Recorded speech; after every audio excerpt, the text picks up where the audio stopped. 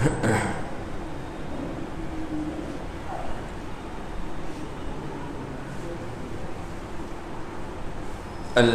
لله نحمده ونستعينه ونستغفره ونؤمن به ونتوكل عليه ونعوذ بالله من شرور أنفسنا ومن سيئات أعمالنا من يهده الله فلا مضل له ومن يضلله فلا هادي له وأشهد أن لا إله إلا الله وأشهد أن سيدنا ومولانا محمدا عبده ورسوله أما بعد فأعوذ بالله من الشيطان الرجيم بسم الله الرحمن الرحيم قل تعالوا أتل ما حرم ربكم عليكم ألا تشركوا به شيئا وبالوالدين إحسانا ولا تقتلوا أولادكم من إملاق نحن نرزقكم وإياهم ولا تقربوا الفواحش ما ظهر منها وما بطن ولا تقتلوا النفس التي حرم الله إلا بالحق ذلكم وصاكم به لعلكم تعقلون صدق الله العلي العظيم. جناب رسول اللہ سرور دو عالم محمد عربی صلی اللہ علیہ وسلم، جن کی بابرکت سیرت اور جن کے حالات اور واقعات کے تعلق سے یہ ہماری مجلس اللہ کے فضل سے چل رہی ہے، اور اللہ کے نبی علیہ السلام کی زندگی کے بڑے اہم اور خاص واقعات جو آپ نے دنیا میں زندگی گزاری، وہ ساری باتیں خدا کے شکر سے ہمارے سامنے آ رہی ہیں. اور گزشتہ ہفتے اسی سلسلے میں ہم نے اور آپ نے اللہ کے نبی علیہ السلام کی جو معراج ہوئی ہے اس معراج تک کے جو واقعے ہیں اللہ کے فضل سے وہ مکمل ہو گئے. اب جو یہ آج کا ہمارا درس ہے، معراج کے آگے کیا واقعات پیش آئے اور کیا مرحلے آگے کے ہوئے ہیں، آج کا یہ درس ہمارا وہاں سے ہے. اللہ رب العزت سے دعا فرمائیں کہ اللہ خود مجھ کو بھی اور آپ تمام حضرات کو باتیں صحیح سے سمجھ کے عمل کرنے کی توفیق عطا فرمائے. حضور علیہ السلام کی زندگی مبارکہ میں جو اب تک ہمارے سامنے باتیں آ چکی ہیں، وہ ہم نے اور آپ نے سنا کہ حضور نے دعوت اسلام کا آغاز فرمایا، اسلام کی دعوت شروع ہو گئی. اسلام کی دعوت کے شروع ہونے کے بعد اللہ کے پیغمبر علیہ السلام نے کافروں کے سامنے، مکہ کے لوگوں کے سامنے کھلم کھلا چھپ کر ہر طرح سے دعوتیں دی. پھر اس کے بعد طائف کا مشہور واقعہ پیش آ گیا. طائف کے بعد میں اللہ کے نبی کے ساتھ میں اور غم کے واقعات پیش آتے رہے لگاتار. پھر اس کے بعد حضور کو اللہ نے معراج پر بلا لیا. یہ سارے واقعات تھے جو لائن سے ترتیب سے ہمارے سامنے آ چکے. اب معراج کے واقعے کے بعد اب کیا شروع ہوتا ہے اور کیا واقعات پیش آئے ہیں، اب ذرا اہم معاملات ہیں، کیونکہ ہم اور آپ جانتے ہیں کہ 10 نبوی کے قریب میں جا کر کے معراج کا واقعہ پیش آیا، اور پھر اس کے بعد حضور علیہ السلام 13 نبوی تک، یعنی نبی بننے کے بعد 13 سال تک مکہ مکرمہ میں رہے تھے، اور اس کے بعد آپ نے مکہ سے مدینہ ہجرت فرما لی تھی. تو حضور علیہ السلام کے 13 سال یہ مکہ المکرمہ کے ہیں. اب 10 سال کی جو یہ زندگی مکمل ہو چکی ہے حضور کی، ظاہر سی بات ہے اب مکہ کی زندگی کا ایک تھوڑا سا حصہ باقی بچا، تھوڑا سا حصہ.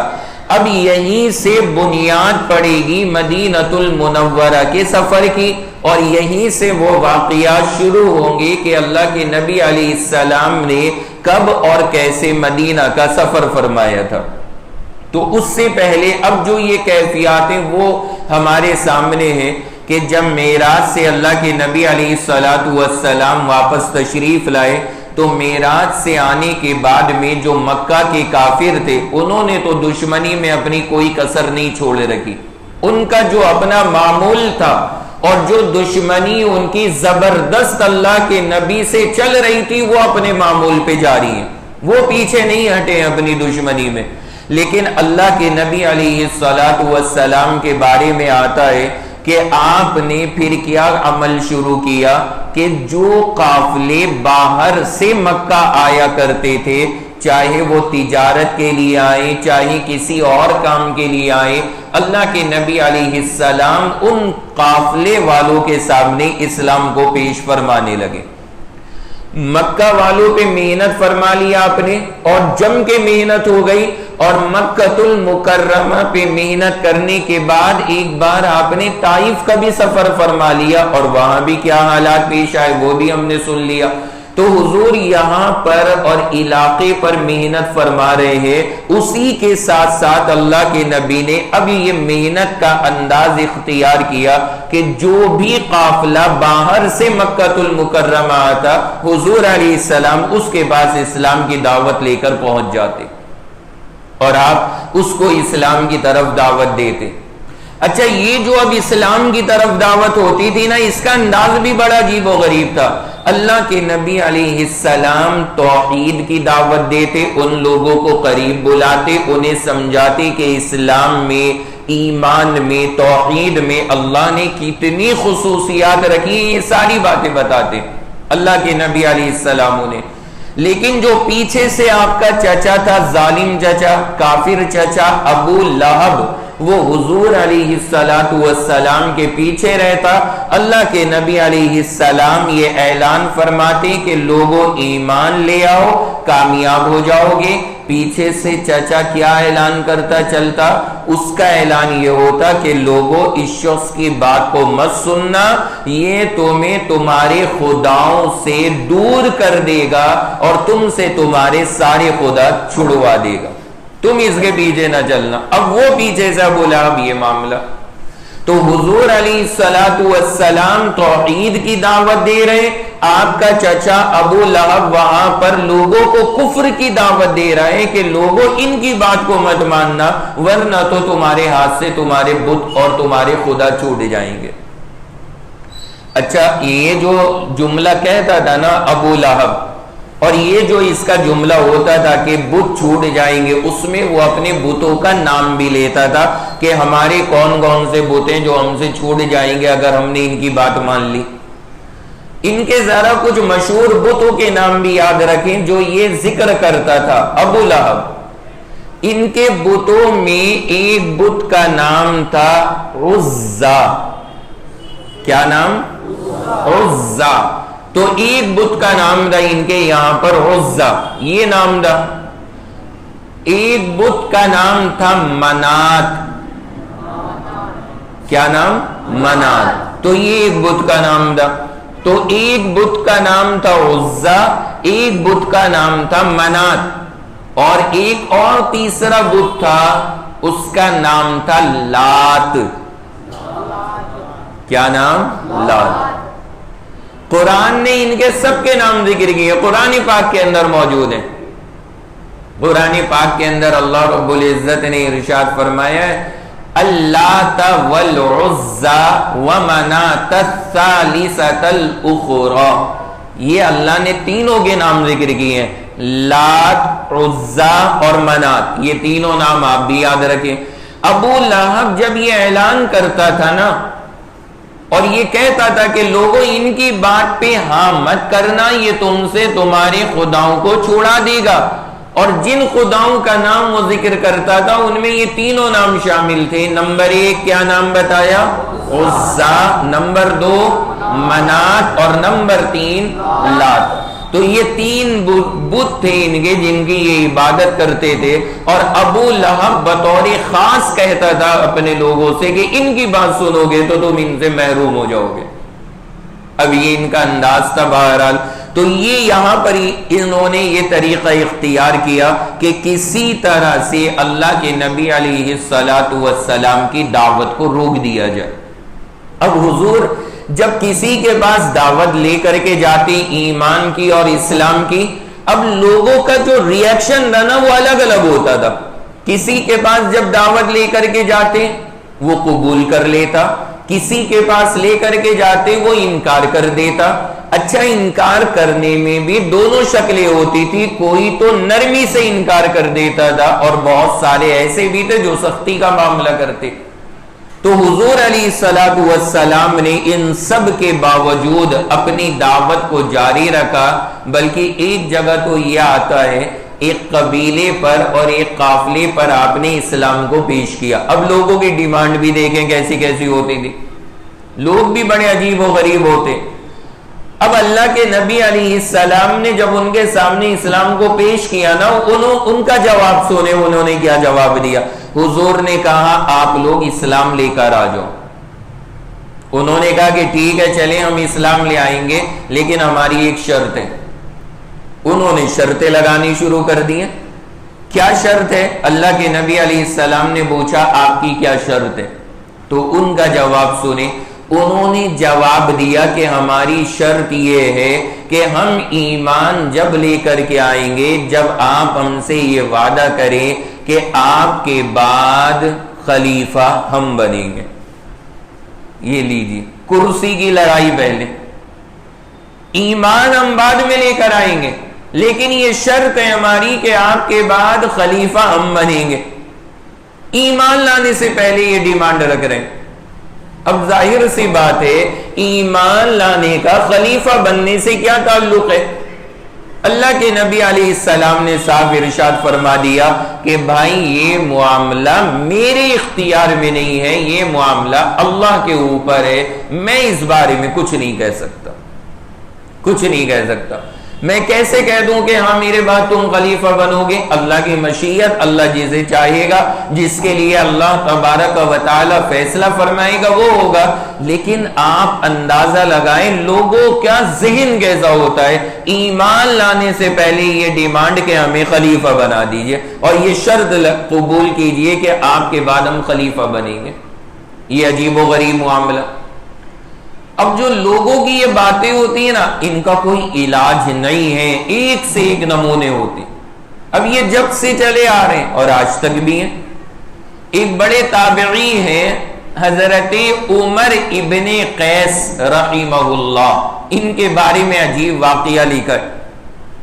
لوگوں کی باتوں کے اوپر سنا رہا ہوں کہ کیسی کیسی باتیں ہوتی ہیں کہ نبی کے سامنے ڈیمانڈ رکھ رہے ہیں ایمان جب لائیں گے جب آپ ہمیں خلیفہ نامزد کریں گے، نومینیشن کرا دیں ہمارا کہ آپ کے بعد خلیفہ ہم۔ تو عمر بن سعد رحمہ اللہ بڑے عالم ہیں، ان کے پاس ایک شخص آیا اور آ کر کے ان سے ایک مسئلہ پوچھتا ہے۔ کیا مسئلہ پوچھا؟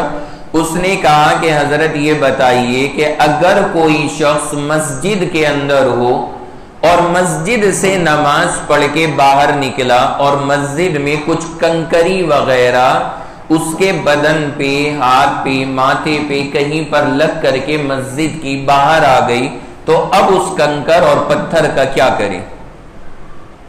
ہوتا ہے نا کبھی کبھی جب ہم نماز پڑھتے ہیں تو سجدہ کرتے ہیں تو کچھ چیزیں لگی رہ جاتی ہیں۔ اب ہمارے ہاں تو ماشاءاللہ یہ عمدہ چیزیں بچھی ہوئی ہیں، ساری انتظامات ہیں، صفے ہیں، پتھر ہیں، ٹائلیں ہیں، دنیا بھر کی چیزیں، لیکن اس زمانے میں نہیں تھا، وہاں تو کنکر پڑے ہوتے تھے۔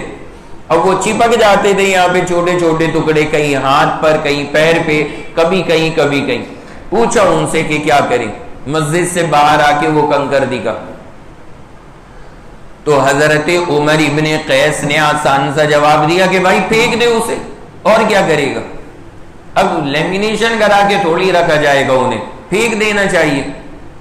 عمر بن قیس رحمہ اللہ نے جواب دیا۔ اب وہ شخص کیا بولتا ہے؟ وہ شخص یہ بولتا ہے کہ حضرت مجھے آپ یہ بتائیے کہ میں نے تو یہ سنا ہے کہ جو کنکری مسجد سے باہر آ جاتی ہے جب تک وہ دوبارہ مسجد میں نہ چلی جائے وہ لگاتار چیختی رہتی ہے، چیختی رہتی ہے جب تک اس کنکری کو جو مسجد کی تھی مسجد میں دوبارہ واپس نہ پہنچا دیا جائے۔ اب یہ پتہ نہیں کہ ہمارے یہاں بھی اس طرح کی باتیں مشہور ہیں یا نہیں ہے، لیکن بہرحال ان کے سامنے مسئلہ اس نے رکھا کہ ہمارے درمیان یہ مشہور ہے کہ جب تک وہ کنکری مسجد میں واپس نہ جائے وہ چیختی رہتی ہے۔ حضرت عمر ابن قیس رحمہ اللہ نے بڑا پیارا جواب دیا، آپ نے فرمایا تو بھائی ایسا کر اسے چیخنے دے جب تک اس کا حلق نہ پڑ جائے، دیکھتے ہیں کب تک چیخے گی، چیخنے دے، جب تک اس کا حلق نہ پڑ جائے چیخنے دے۔ اب پبلک جو ہوتی ہے نا، عوام ڈیمانڈ دے گے، اب آگے دماغ لگایا، کہنے لگا کہ حضرت یہ آپ نے عجیب بات بیان فرما دی، کنکری کو کہہ رہے ہیں کہ چیخنے دے جب تک حلق نہ پڑ جائے۔ اجی حضرت کنکری کا حلق تھوڑی ہوتا ہے، پھٹے گا کیسے؟ تو حضرت عمر بن قیس کو غصہ آیا اور فرمایا کہ جب حلق نہیں ہوتا ہے تو چیخے گی کیسے؟ تو جو یہ مسئلہ پوچھنے آیا ہے، اگر یہ بات تجھے پتا ہے کہ کنکری کا حلق نہیں ہوتا ہے تو تجھے یہ بات پہلے سوچنی تھی نا کہ چیخے گی کیسے؟ چیخنے کے لیے بھی تو حلق چاہیے۔ یا کوئی آدمی ہم نے ایسا بھی دیکھا ہے کہ جو چیخنا کانوں سے کرتا ہو یا ناک سے چیختا ہو، ایسا تو کوئی نہیں ہے۔ تو لوگ جو ہے نا یہ عجیب و غریب فلسفے لے کر کے آتے ہیں، کوئی حل نہیں ہے اس کا، کوئی ریزلٹ نہیں ہے، مسئلہ وہی کا وہی ہے اور لوگوں کے حالات وہی کے وہی ہیں۔ اب یہ چیز جو ہے نا یہ آج ہی نہیں ہے، یا عمر بن قیس کے زمانے میں نہیں ہے، یہ حضور علیہ السلام سے چلی آ رہی ہے۔ وہاں پر وہ ظالم آ کر کے دعوت ایمان دی جا رہی ہے، وہ کہہ رہے ہیں جب قبول کریں گے جب آپ ہمیں خلیفہ بنائیں۔ تو اللہ کے نبی علیہ السلام نے صاف فرما دیا، آپ نے حکم دیا اور کہا کہ بھائی یہ معاملہ میرے اختیار کا نہیں ہے، یہ معاملہ اللہ کے ہاتھ میں ہے، اللہ جسے چاہے گا خلیفہ منتخب فرمائے گا، میں اس کے اندر کوئی فیصلہ نہیں لے سکتا، میں نہیں لے سکتا کوئی فیصلہ۔ تو یہ حضور علیہ السلام کا مرحلہ ہے۔ اب ایسے ایسے نمونے پیش آ رہے۔ اسی طرح ایک اور عجیب و غریب معاملہ اسی زمانے میں حضور کے ساتھ پیش آئے۔ آپ علیہ السلام نے حضرت علی اور حضرت ابو بکر کو ساتھ لیا۔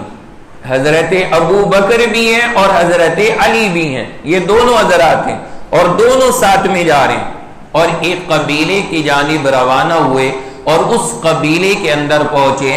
قبیلے ہوتے تھے پہلے کہیں جنگل میں، تھوڑے سے لوگ یہاں رہ رہے ہیں، تھوڑے سے وہاں رہ رہے ہیں، ایک قبیلہ یہاں آباد ہے، دوسرا قبیلہ وہاں آباد۔ اللہ کے نبی ہر قبیلے جاتے تھے، ہر قبیلے میں۔ تو حضور علیہ السلام گئے ہیں، ساتھ میں ابو بکر بھی ہیں اور حضرت علی بھی ہیں، دونوں حضرات گئے۔ وہاں پر جا کر آپ نے اس قبیلے کا جو سردار تھا اسے بلایا کہ بھائی ہم سردار سے بات کریں گے۔ وجہ کیا تھی؟ اس زمانے کے اندر سرداروں کی بڑی اہمیت ہوتی تھی، جو بات انہوں نے زبان سے نکال دی ہے ان کے سارے جو پیچھے چلنے والے چیلے ہیں وہ سب اسی بات کو مانیں گے۔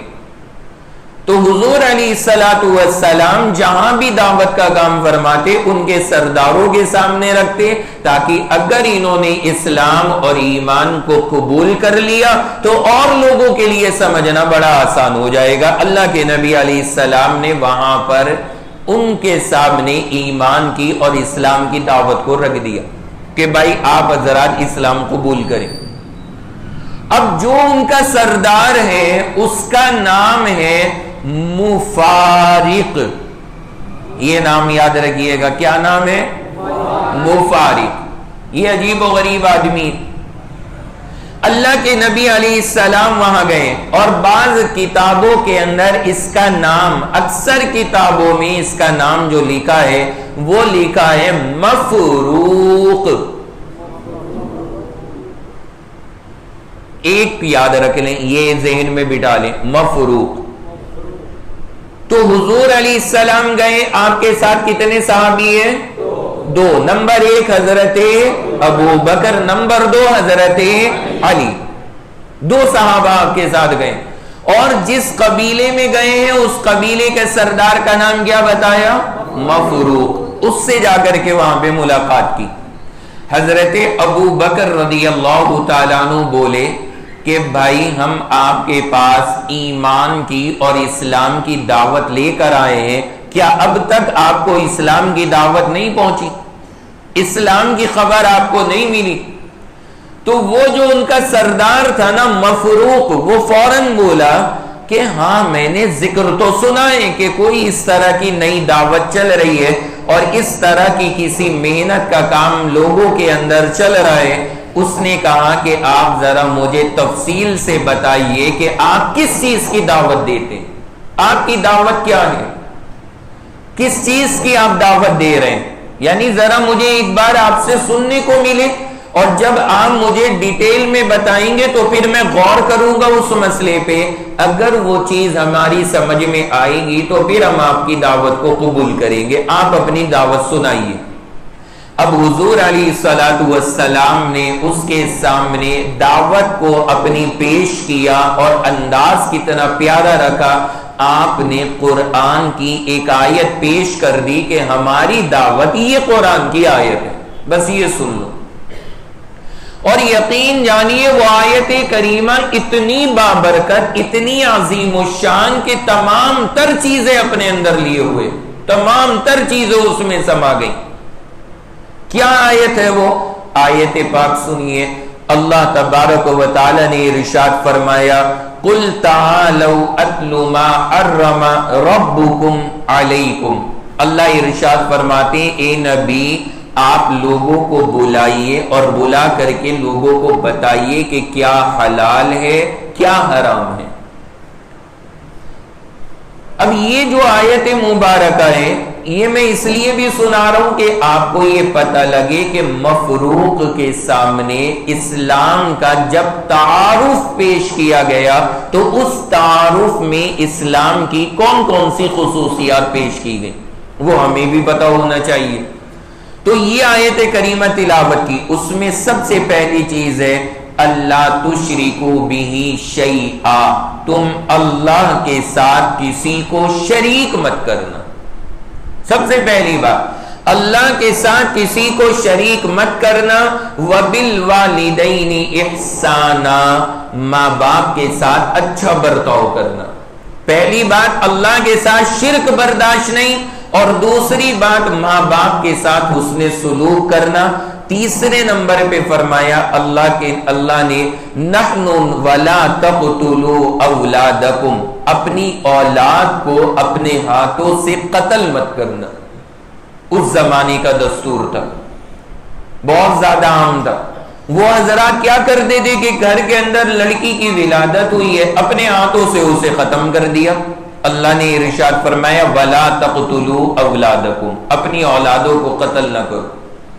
اب یہ باتیں جو حضرت ابو بکر اور اللہ کے نبی علیہ السلام پیش فرما رہے ہیں، آپ ذرا وہ واقعہ ذہن میں رکھیں کہ مفروق جو کافر قبیلے کا سردار ہے اس نے کہا ہے کہ آپ اسلام کا تعارف کرائیں، تو حضور نے فرمایا اسلام کا تعارف یہ ہے کہ تم ایک اللہ کی عبادت کرو، ماں باپ کے ساتھ اچھا معاملہ کرو، اپنی اولادوں کو قتل مت کرو، وَلَا تَقْرَبُوا الْفَوَاحِشَ مَا ظَهَرَ مِنْهَا وَمَا بَطَنَ، اور جتنی بھی حرام کاریاں ہیں چاہے وہ ظاہر میں ہو یا اندرونی طور پہ ہو، اللہ نے فرمایا ان سب کو چھوڑ دو، ہر حرام کاری کو چھوڑ دو۔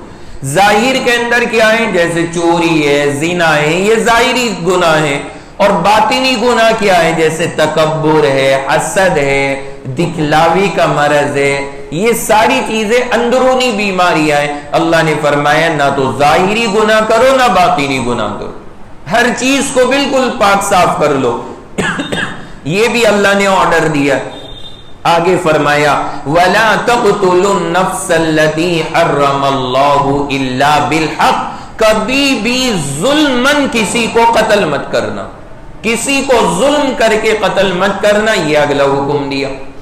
تو یہ چیزیں لائن سے ہیں. سب سے پہلی چیز بیان کی اللہ نے قرآن کے اندر کہ تم صرف کس کی عبادت کرنا؟ اللہ کی. دوسری چیز بیان کی ماں باپ کے ساتھ اچھا سلوک. تیسری چیز بیان کی کہ اپنی اولادوں کو قتل مت کرنا. چوتھی چیز بیان کی جتنی بھی ظاہری اور باطنی گناہ ہیں ان سب کو چھوڑ دو. اور پھر اس کے بعد پانچویں چیز اور آخری بیان کی کہ کسی کو قتل نہیں کرنا. یہ ساری باتیں مفروق کے سامنے اسلام کے تعارف کے اندر پیش فرمائی. اب میں ایک بات یہ کہا کرتا ہوں آپ لوگوں سے کہ اگر ہمیں کہیں پہ ضرورت پڑے کہ کوئی پوچھے اسلام کیا ہے، ایمان کیا ہے، تو ہمیں اور آپ کو بنا اسلام اور ایمان کا یہ والا تعارف کرانا چاہیے. یہ والا تعارف کرائیں. آپ یقین جانے دنیا میں کسی مذہب کے ماننے والے کے سامنے آپ اسلام کا یہ والا تعارف پیش فرما دیں، اللہ نے چاہا کوئی انگلی بھی نہیں اٹھانا. ویسے تو کسی بھی مسئلے پہ نہیں اٹھنی، ہر مسئلہ اسلام کا بے غبار ہے، لیکن بعض چیزیں ہمیں پیش کرنے کا اور بتانے کا سلیقہ نہیں آتا، اس لیے مسئلے کھڑے ہو جاتے ہیں. اگر آپ اس کو اس انداز کے اندر پیش فرما دیں گے تو پھر انشاءاللہ کوئی مسئلہ پیدا نہیں ہوگا. کوئی بھی زندگی میں آپ سے پوچھے اسلام کیا ہے، آپ کو بتانا ہے اسلام کا مطلب ہے ایک خدا کی عبادت کرو، اس کے علاوہ کوئی عبادت کے قابل نہیں. دوسری چیز اپنے ماں باپ کے ساتھ اچھا معاملہ کرو. تیسری چیز اپنی اولادوں کو قتل مت کرو. چوتھی چیز جتنی بھی برائیاں ہیں ظاہر کی ہو یا دل کی ہو ہر برائی کو چھوڑ دو. اور پانچویں چیز کسی کو قتل مت کرو، کسی پہ ظلم مت کرو. آپ اسلام کی یہ تصویر پیش کریں، دیکھیں کتنا روب اور اثر پڑے گا غیروں پہ. لیکن ہم اور آپ صحیح تصویر پیش کرتے نہیں ہیں، صحیح بات ہم پیش نہیں کر پاتے تو مسئلے کھڑے ہوتے. کتنی بے غبار باتیں. یہ سب حضرات اپنے پلے باندھ لیں کہ جب بھی کوئی ہم سے پوچھے گا کہ اسلام کیا ہے تو ہم کتنی باتیں گنوائیں گے؟ 5. نمبر 1، اللہ کے ساتھ کسی کو شریک مت کرو. نمبر 2، ماں باپ کے ساتھ اچھا سلوک. نمبر 3، نمبر 4، سب بولیں ہاں، ظاہری اور باطنی گناہوں کو چھوڑ دیں. اور نمبر 5، ہاں، کسی کو قتل نہ کرے، یعنی کسی پہ ظلم نہ کرے. آپ اگر اسلام کی یہ تصویر پیش کریں کتنا اثر پڑے گا سوچیں. دنیا کا کوئی سا بھی قانون ہو، کوئی سے بھی کانسٹیٹیوشن ہو اور کوئی سا بھی لا ہو یا کوئی سا بھی مذہب ہو، کوئی سا بھی فرقہ ہو، ظاہر سی بات ہے اس پر کوئی انگلی نہیں رکھ سکتا. اس نے مفروق نے اللہ کے نبی سے، ابو بکر صدیق سے، حضرت علی سے پوچھا ہے کہ اسلام کیا ہے. حضور نے ابو بکر رضی اللہ عنہ نے تعارف اس کے ساتھ کرایا کہ یہ ہے اسلام. جب یہ سارا تعارف وہاں پہ ہو گیا تو اس کے بعد پتہ ہے وہ کیا بولا؟ کہنے لگا کہ خدا کی قسم، اللہ کی قسم کھا کر کے کہتا ہے کہ یہ جو آپ نے آیتیں اور کلام پڑھا ہے یہ علاوہ خدا کے کسی کا کلام نہیں ہو سکتا، یہ خدا ہی کا کلام ہے. اتنا نور سے لبریز، اتنا پاکیزہ، اتنے اچھی تعلیمات لیے ہوئے اللہ کے علاوہ کسی کا، خدا کے علاوہ یہ کلام نہیں ہو سکتا. اللہ کا، خدا کا کلام ہے. اب یہ حضرات نا اس کے اس جملے سے خوش ہوئے کہ چلو کہہ رہا ہے، مان رہا ہے، اس کا مطلب اب تسلیم کرے گا اور ایمان لے کر کے آئے گا. لیکن آگے کیا جملہ کہا؟ اب یہ لیکن آگے نا سارا مسئلہ خراب کر دیتا ہے. لیکن کہنے لگا کہ خدا کی قسم یہ اللہ ہی کا کلام ہے، اللہ کے علاوہ کسی کا کلام نہیں ہو سکتا، لیکن مجھے اس کو ماننے میں دو پریشانیاں ہیں۔ پریشانی نمبر 1، ابھی میں نے اگر اسے مان لیا اور قوم سے مشورہ نہ کیا تو ہو سکتا ہے قوم کے لوگ ناراض ہو جائیں، اس لیے میں پہلے ان سے مشورہ کروں گا پھر کوئی فیصلہ لوں گا۔ پہلی بات یہ بات رکھ دی۔ نمبر 2، دوسری بات کہنے لگا کہ میں یہ جو آپ کے سامنے معاملہ ہے، ایک بادشاہ ہے، اس کا نام ہے کسرا۔ کیا نام؟ کسرا۔ اس کا ذکر ابھی آگے بہت آئے گا تفصیل سے۔ قیصر اور کسرا یہ دو بادشاہوں کا ذکر کثرت سے آئے گا آگے ایران اور روم کے ذکر میں۔ تو کہنے لگا کہ ہمارا جو دوستی کا معاملہ آج کل چل رہا ہے وہ کسرا بادشاہ کے ساتھ ہے، یعنی ہم اس کے دوست بنے ہوئے، پارٹنر۔ اگر ہم نے اس کو بغیر بتائے اسلام قبول کر لیا تو وہ ہمارا جو پارٹنر ہے نا کسرا، وہ ناراض ہو جائے گا، اس لیے ہم ابھی کوئی فیصلہ نہیں لے سکتے، ہم ابھی کوئی فیصلہ نہیں لے سکتے۔ کسرا سپر پاور ہے اس زمانے کی، کہنے لگا کہ اس کے خلاف نہیں جا سکتے ہم، یا اسے بغیر بتائے نہیں چل سکتے۔ اب اس کی دونوں باتوں کو دیکھیں آپ، کس قدر کمزور باتیں اس نے کہی ہے۔ پہلی بات اس نے کہی کہ اگر میں نے یہ فیصلہ لے لیا تو ہو سکتا ہے کہ قوم کے لوگ ناراض ہو جائیں، مشورہ کروں گا۔ بھائی میرے مشورہ ہر جگہ نہیں چلا کرتا، ہر چیز کے اندر مشورہ نہیں ہوتا، مشورے کی بھی کچھ حدود اور آداب ہوتے۔ اب مثال کے طور پہ کسی آدمی نے اذان سنی، اذان ہو رہی ہے اور جماعت کا وقت ہو گیا نماز کا، اب نماز جماعت کے ساتھ تیار ہے مسجد کے اندر، اور وہ نماز کے لیے آ نہیں رہا، بیٹھا ہوا ہے۔ اب کوئی اس کے پاس سے گزرا، نماز کے لیے جا رہا تھا، اس نے کہا میرے بھائی آپ یہاں کیوں بیٹھے ہو، چلو ذرا چل کے نماز ادا کر لیں۔ اب وہ جواب دیتا ہے کہ ابھی آپ چلو ذرا میں مشورہ کر لوں کہ نماز پڑھنی ہے یا نہیں پڑھنی۔ ملے گا ثواب اس مشورے میں؟ ڈنڈا چلے گا، کر دو مشورہ بیٹھ کے، پیٹے گا بہت۔ یہ فرض کام ہے، اس میں بھی مشورہ کرے گا۔ رمضان کے اندر سحری کے اندر کسی نے اٹھایا کہ اٹھ بھائی نماز روزہ رکھ، اب اٹھ گیا، آنکھ کھل گئی، اس کے بعد کہتا ہے کہ ابھی رک جاؤ ذرا میں باہر کا چکر مار کے دوستوں سے مشورہ کر کے آؤں کہ آج روزہ رکھنا ہے یا نہیں رکھنا۔ ملے گا ثواب اس مشورے پہ؟ کچھ بھی نہیں۔ مشورہ اچھی چیز ہے، لیکن کہاں پر؟ وہاں پہ جہاں کوئی کام مشورے کے لائق ہو، وہاں مشورہ ہونا چاہیے۔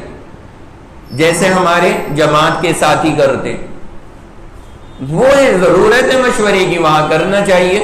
مثال کے طور پر بیٹھ گئے تعلیم کے بعد میں، اور تعلیم کے بعد میں کہ بھائی کیسے محنت ہونی چاہیے، لوگوں کو کیسے جوڑنا چاہیے، لوگوں تک بات کیسے پہنچانی چاہیے، اس کی یہ رائے، اس کی یہ رائے، اس کی یہ رائے، سب کی رائے سن لی، یہ اچھی چیز ہے۔ یہ مشورہ وہ ہے جس پر اللہ ثواب عطا فرمائیں گے، یہ اللہ کے یہاں مقبول ہے۔ وجہ کیا ہے؟ یہ مشورے کے لائق چیز ہے، یہ ہے مشورے کے قابل چیز۔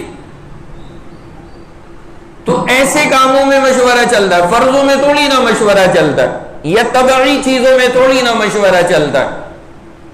اب اگر کوئی آدمی پیشاب آنے لگے بڑی تیز، گھر میں جائے بھائی جلدی آؤ سارے، جلدی آؤ جلدی آؤ، سب بیٹھو یہاں پر، سب آ گئے کہ پتہ نہیں کیا ضروری کام ہے۔ سب کو بٹانے کے بعد کہتا ہے ایک بہت ہی ضروری مشورہ ہے، فوراً دو۔ کیا مشورہ ہے؟ مجھے پیشاب آ رہا، کر لوں؟ اب اگر مشورے میں نہ آ گئی یہ کوئی تک کی بات ہے؟ سامنے والے مکے ماریں گے کہ ظالم، اس کے لیے تو مشورے کر رہا تھا۔ آ رہا ہے تو جا کر کے کر، جتنا دل میں آ رہا اتنا کر، اس میں کیا مشورے کرنا۔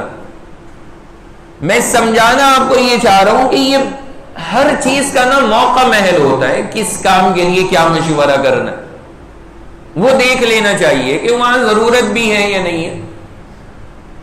اب اس ظالم کے سامنے اسلام کی دعوت پیش کی جا رہی ہے، مفروق کے سامنے، اور یہ کیا کہہ رہا ہے؟ میں مشورہ کروں گا۔ بھائی اس میں مشورہ نہیں، یہ تو تجھے فوراً قبول کرنی چاہیے تھی دعوت، اس میں مشورہ نہیں چلے گا۔ پھر اگر وہ قوم کے افراد دعوت کو تمہاری مان لیتے بہت اچھی بات ہے، نہ مانتے تو چھوڑ ان کی سرداری اور جا حضور علیہ السلام کی خدمت میں اور زندگی گزار۔ سرداری بچانے کے لیے کہ میری سرداری نہ چلے جائے، میں اس لیے ایمان کے بارے میں مشورہ کروں گا، یہ اللہ کے یہاں فلسفہ نہیں ہے۔ ایمان لانا تو لازم اور ضروری تھا، اس میں کہیں کا مشورہ۔ اب وہاں پہ یہ جملہ کہہ رہا ہے مشورہ۔ مشورے پہ ایک بات مجھے یاد آئی، مشورہ نہ تو ہر کام کا کیا جاتا ہے اور نہ ہر شخص سے کیا جاتا ہے، یہ بھی یاد رکھا کریں۔ مشورہ کرنا چاہیے لیکن اس بندے سے کیجئے جس کو اس لائن کا تجربہ ہو۔ آپ کو جو مشورہ لینا ہے نا وہ اس سے کریں جس کو اس لائن کا تجربہ ہو، وہ زیادہ اچھی طرح بتائے گا۔ اب یہ میں کیوں عرض کر رہا ہوں، میں نے پہلے بھی بیانات میں درس قرآن وغیرہ کے اندر یہ بتایا ہے۔ ایک صاحب میرے پاس آتے ہیں اور آ کر کے کہتے ہیں کہ مفتی صاحب ایک مشورہ لینا ہے۔ کیا مشورہ؟ مشورہ یہ لینا ہے کہ میں کاروبار شروع کرنا چاہ رہا ہوں، لکڑی میں پیسہ لگاؤں یا لوہے میں لگاؤں، آپ مشورہ دے دیں، اس میں میرا کیا کام ہے؟ آپ ذرا غور کریں، میرے سے کیوں پوچھ رہا ہے بھائی لکڑی میں لگاؤں یا لوہے میں لگاؤں؟ نہ میں لکڑی کا کاروبار جانتا نہ مجھے لوہے کا پتا، مجھے تو نام بھی نہیں پتا لکڑی کے اور لوہے کی کوالٹی کے، میرے سے کیا مشورہ ہو رہا ہے؟ یہ تو مشورہ اس سے کرو نا جو لکڑی اور لوہے کا ماہر ہو، وہ بتائے گا۔ عالم ہونے کا مطلب یہ نہیں ہے کہ ہر چیز کا مشورہ عالم سے ہی کرنے لگے، عالم سے علم کا مشورہ کریں، اپنی دنیا کے معاملات اپنے جو جانکار ہیں ان سے پوچھیں۔ عالم اس کام کے لیے نہیں ہے کہ لکڑی کا کروں یا لوہے کا کروں، یہ عالم بتائے گا۔ اس میں مفتی کا کیا کام؟ ہمیں کوئی کورس کرائے گئے کہ لکڑی کی اتنی قسمیں ہوتی ہیں، اس میں انویسٹ کرو گے تو اتنا فائدہ، اس میں لگاؤ گے تو اتنا فائدہ، ہم تو یہ کہیں گے کسی میں بھی مت لگا، اللہ اللہ کر چپ چاپ بیٹھ گئے۔ تو کچھ حضرات پہ نا مشورے کا ایک دم سے بھوت سوار ہو جاتا ہے، وہ پھر ایسے مشورے شروع کر دیتے ہیں، یہ بھی نہیں کرنا چاہیے۔ اسی طرح ایک اور آیا، وہ آگے کیا پوچھتا ہے کہ جی میں کھاتا کھیڑی میں رہتا ہوں، وہاں پہ مجھے جوس کی دکان کھولنی ہے۔ ٹھیک ہے بھائی، بہت اچھی بات ہے، کھول لو دکان۔ کہنے لگا یہ مشورہ دے دیجئے کہ خالی موسمی کا بیچوں یا سارے پھلوں کا بیچوں۔ میں نے کہا میں تو یہ مشورہ دے سکتا ہوں، روزانہ ایک تھیلیاں میرے پاس پہنچا دی، تو کسی کا بیچ، مجھے کیا پتا۔ اب یہ ہم کیا بتائیں گے کہ موسمی کا پبلک زیادہ پی رہی ہے یا آم کا پی رہی یا انگور کا پی رہی، مجھے کیا پتا کہ کیا ماحول ہے مارکیٹ کا؟ یہ تو وہی آدمی بتائے گا نا جو مارکیٹ میں بیٹھا ہے، آپ اس سے پوچھو کہ کیا ہونا چاہیے۔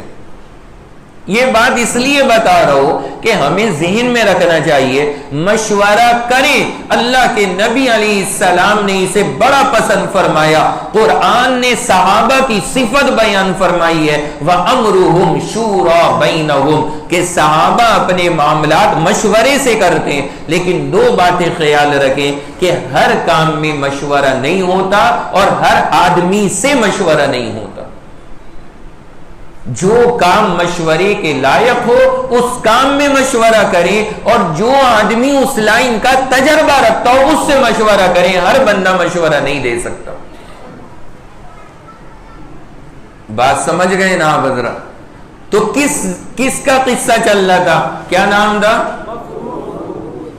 ہاں مفروق. کبھی ہم مفرور کر دیں اسے فرار ہو گئے، ہے موجود مفروق کا قصہ. اللہ کے نبی علیہ السلام اس کے پاس گئے ہیں اور آپ نے اس کے پاس جا کر کے دعوت دی اور آپ نے کہا کہ بھائی اسلام لے کر کے آؤ، لیکن اس نے یہ دو باتیں کہیں اور ظاہر سے باتیں یہ دبے لفظوں میں ایک طرح سے منع ہی کرنا تھا کہ میں بغیر مشورے کے کچھ کہہ نہیں سکتا. اور دوسری بات اس نے یہ کہی کہ اگر کسرا کو پتہ لگ گیا وہ ہمارا ہیڈ ہے، اگر اسے پتہ لگ گیا وہ نہیں چھوڑے گا. اللہ کے نبی علیہ السلام نے پسند کیا کہ چلو جو اس نے صحیح بات تھی وہ تو بتا دی، ادھر ادھر کی تو بات نہیں بنائی، جو تھا وہ بتا دیا اس نے.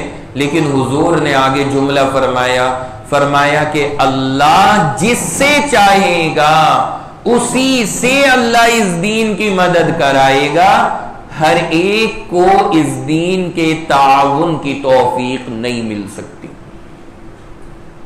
اللہ کے نبی تو بڑی چاہت سے گئے تھے نا مفروق کے پاس میں، حضور جا کے دعوت دے رہے ہیں، کوئی معمولی بات ہے؟ ابو بکر ساتھ میں ہے، کوئی معمولی بات ہے؟ حضرت علی ساتھ میں ہے، کتنی بڑی شخصیات ہیں، لیکن نہیں ماننا ہے تو نہیں ماننا. اللہ کے نبی نے فرمایا بھائی اللہ جس سے چاہے گا اسی کو دین کی توفیق دے گا، اس میں ہمارا کوئی کنٹرول نہیں ہے. نہ ماننے پہ آئے تو یہ علماء کی تو کیا مانیں گے، نبی کی بات ان کی حلق میں نہیں اتر رہی. یہ حضور علیہ الصلوۃ والسلام نے بات پیش فرمائی. کتنی اہم چیز ہے یہ ہمارے اور آپ کے لیے، کتنی اہم ہے. اگر اللہ ہمیں دین کی خدمت کی توفیق دے رہا ہے نا، یا دین کا کچھ بھی کام کرنے کا موقع دے رہا ہے، چاہے سننے کا، چاہے سنانے کا، یا کچھ بھی الف سے یا اے ٹو زیڈ، آپ یقین جانیں یہ اللہ کا فضل ہے ہمارے اوپر کہ اللہ نے وقت دیا اور موقع دیا. ورنہ اللہ اگر نہ چاہے تو ہم پھر نہیں چل سکتے. ایک منٹ میں اللہ کہیں سے کہیں پہنچاتا. شکر ادا کرنا چاہیے اللہ کا. میں کبھی کبھی یہ بات سوچتا ہوں، اپنے لوگوں سے کہا کرتا ہوں کہ ہم لوگ جو یہ درس وغیرہ چل رہے ہیں، جو باتیں ہماری ہو رہی ہیں، ہم اس کو اللہ کا انعام سمجھیں، شکر کریں اللہ کا کہ یا اللہ آپ کا فضل ہے کہ آپ نے ہمیں قدردانی کی توفیق دے دی، آپ نے ہمیں صحیح جگہ پہ پہنچنے کا موقع دے دیا. اور ورنہ اگر اللہ کی توفیق نہ ہو، اللہ تبارک و تعالی نہ چاہے تو پھر بندہ ظاہر سی بات ہے روڈوں پہ، چوراہوں پہ، گھروں میں، راستوں میں، گلیوں میں اپنا وقت ضائع کرے گا، لیکن پھر اسے توفیق نہیں حاصل ہوتی. جب بندے کے لیے محرومی ہو جاتی ہے تو اللہ سے مانگتے رہنا چاہیے. اللہ کی توفیق بہت بڑی چیز ہے.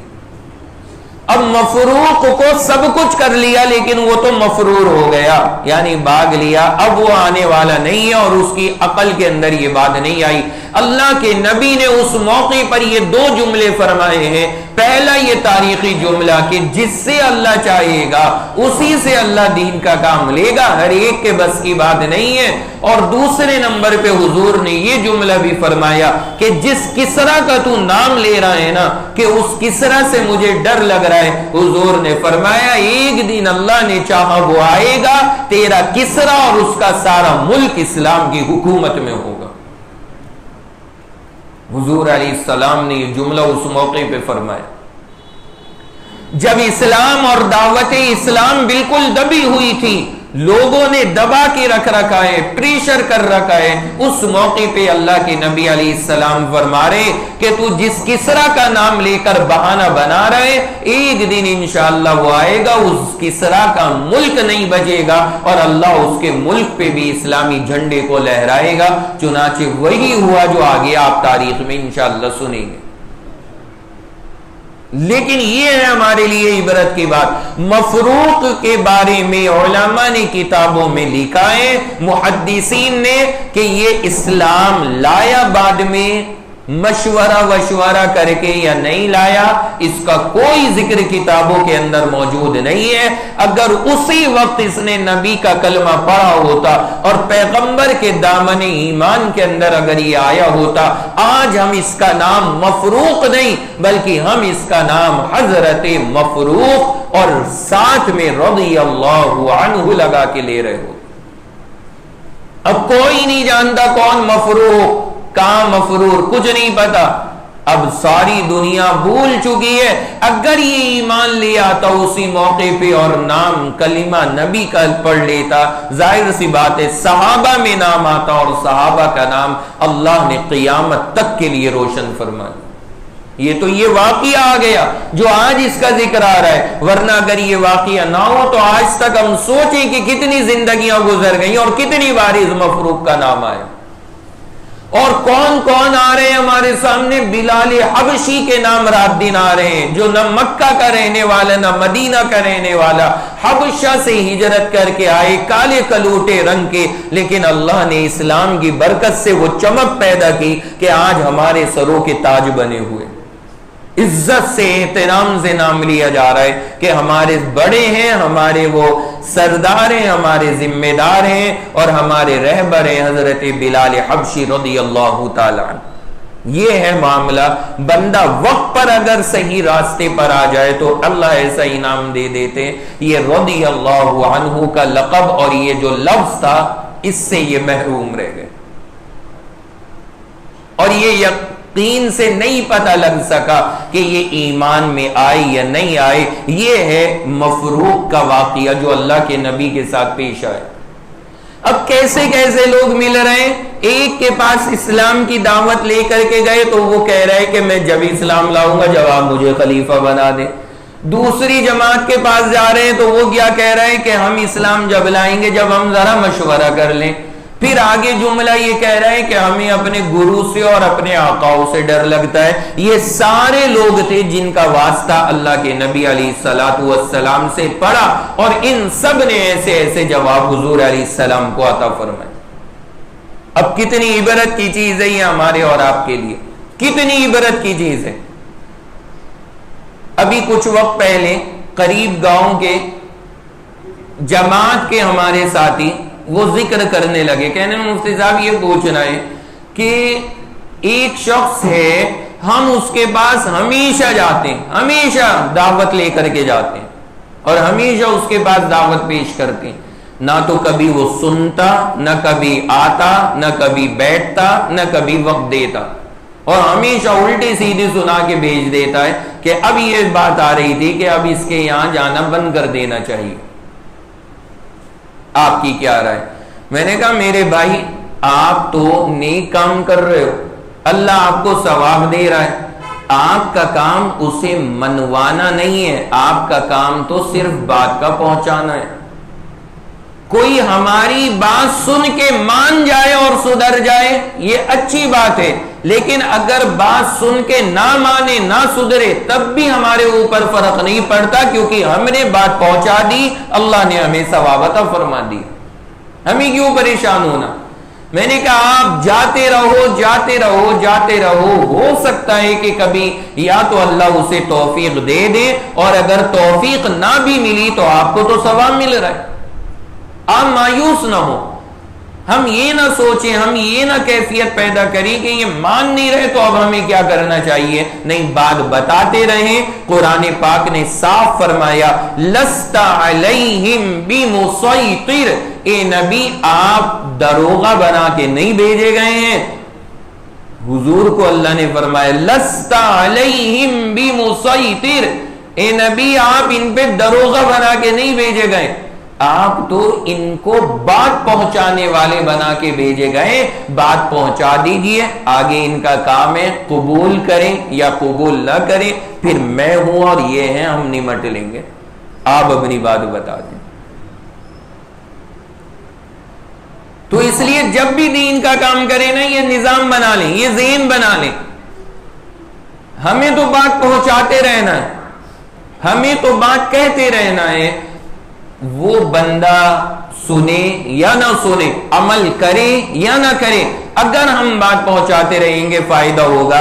آپ ذرا سوچو اگر یہی بات حضور بھی سوچ کے بیٹھ جاتے تو کیا ہوتا؟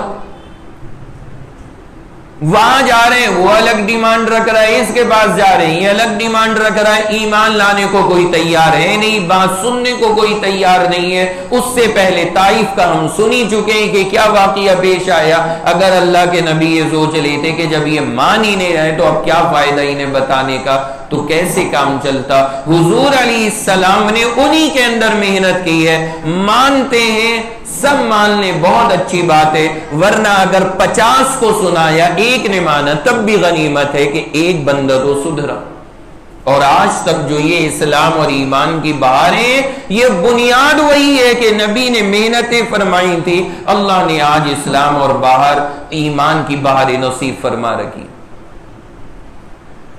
ہاتھ پہ ہاتھ رکھ کے بیٹھ کے کچھ نہیں ہوتا ہے کہ یہ سننے بات نہیں مان رہے تو ختم معاملہ نہیں، ایسا نہیں ہے. بات پہنچاتے رہیں تاکہ پھر کبھی نہ کبھی یا کوئی نہ کوئی ہو سکتا ہے عمل کرے اور وہی ذریعہ نجات بن جائے.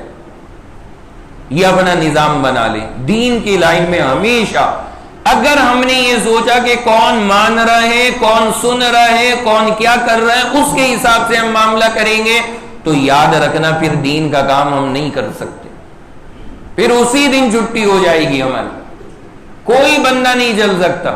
اس لیے اپنا مزاج یہ بنا لیں تو پھر انشاءاللہ زندگی میں کبھی کوئی دقت پیش نہیں آنی کہ ہمارا کام ہے پہنچاتے رہنا، اللہ اس پہ ہمیں ثواب عطا فرما. اسی طرح اللہ کے نبی علیہ السلام جو بھی قافلہ آ رہا ہے اس کے سامنے اسلام پیش کر رہے ہیں. کسی بھی قبیلے کا نبی کو پتہ لگ رہا ہے تو آپ اس قبیلے میں جا کر کے اسلام کو پیش کر رہے ہیں. اب آتا ہے ایک بڑا اہم واقعہ. اسی سال کیا واقعہ ہوا؟ مدینۃ المنورہ سے ایک شخص ہے، اس کا نام ہے انس ابن رافع. یہ مدینۃ المنورہ سے مکہ آتے. انس ابن رافع، یہ حضرت انس وہ نہیں ہے جو حضور کے خادم ہیں، یہ دوسرے انس ابن رافع. یہ مدینہ سے مکہ آئے اور 2-4 آدمی ان کے ساتھ بھی ہیں، پورا ایک جماعت بنا کے مدینہ سے مکہ آئے. یہ کیوں آئے تھے مدینہ سے مکہ؟ یہ واقعہ ذرا سنیے گا.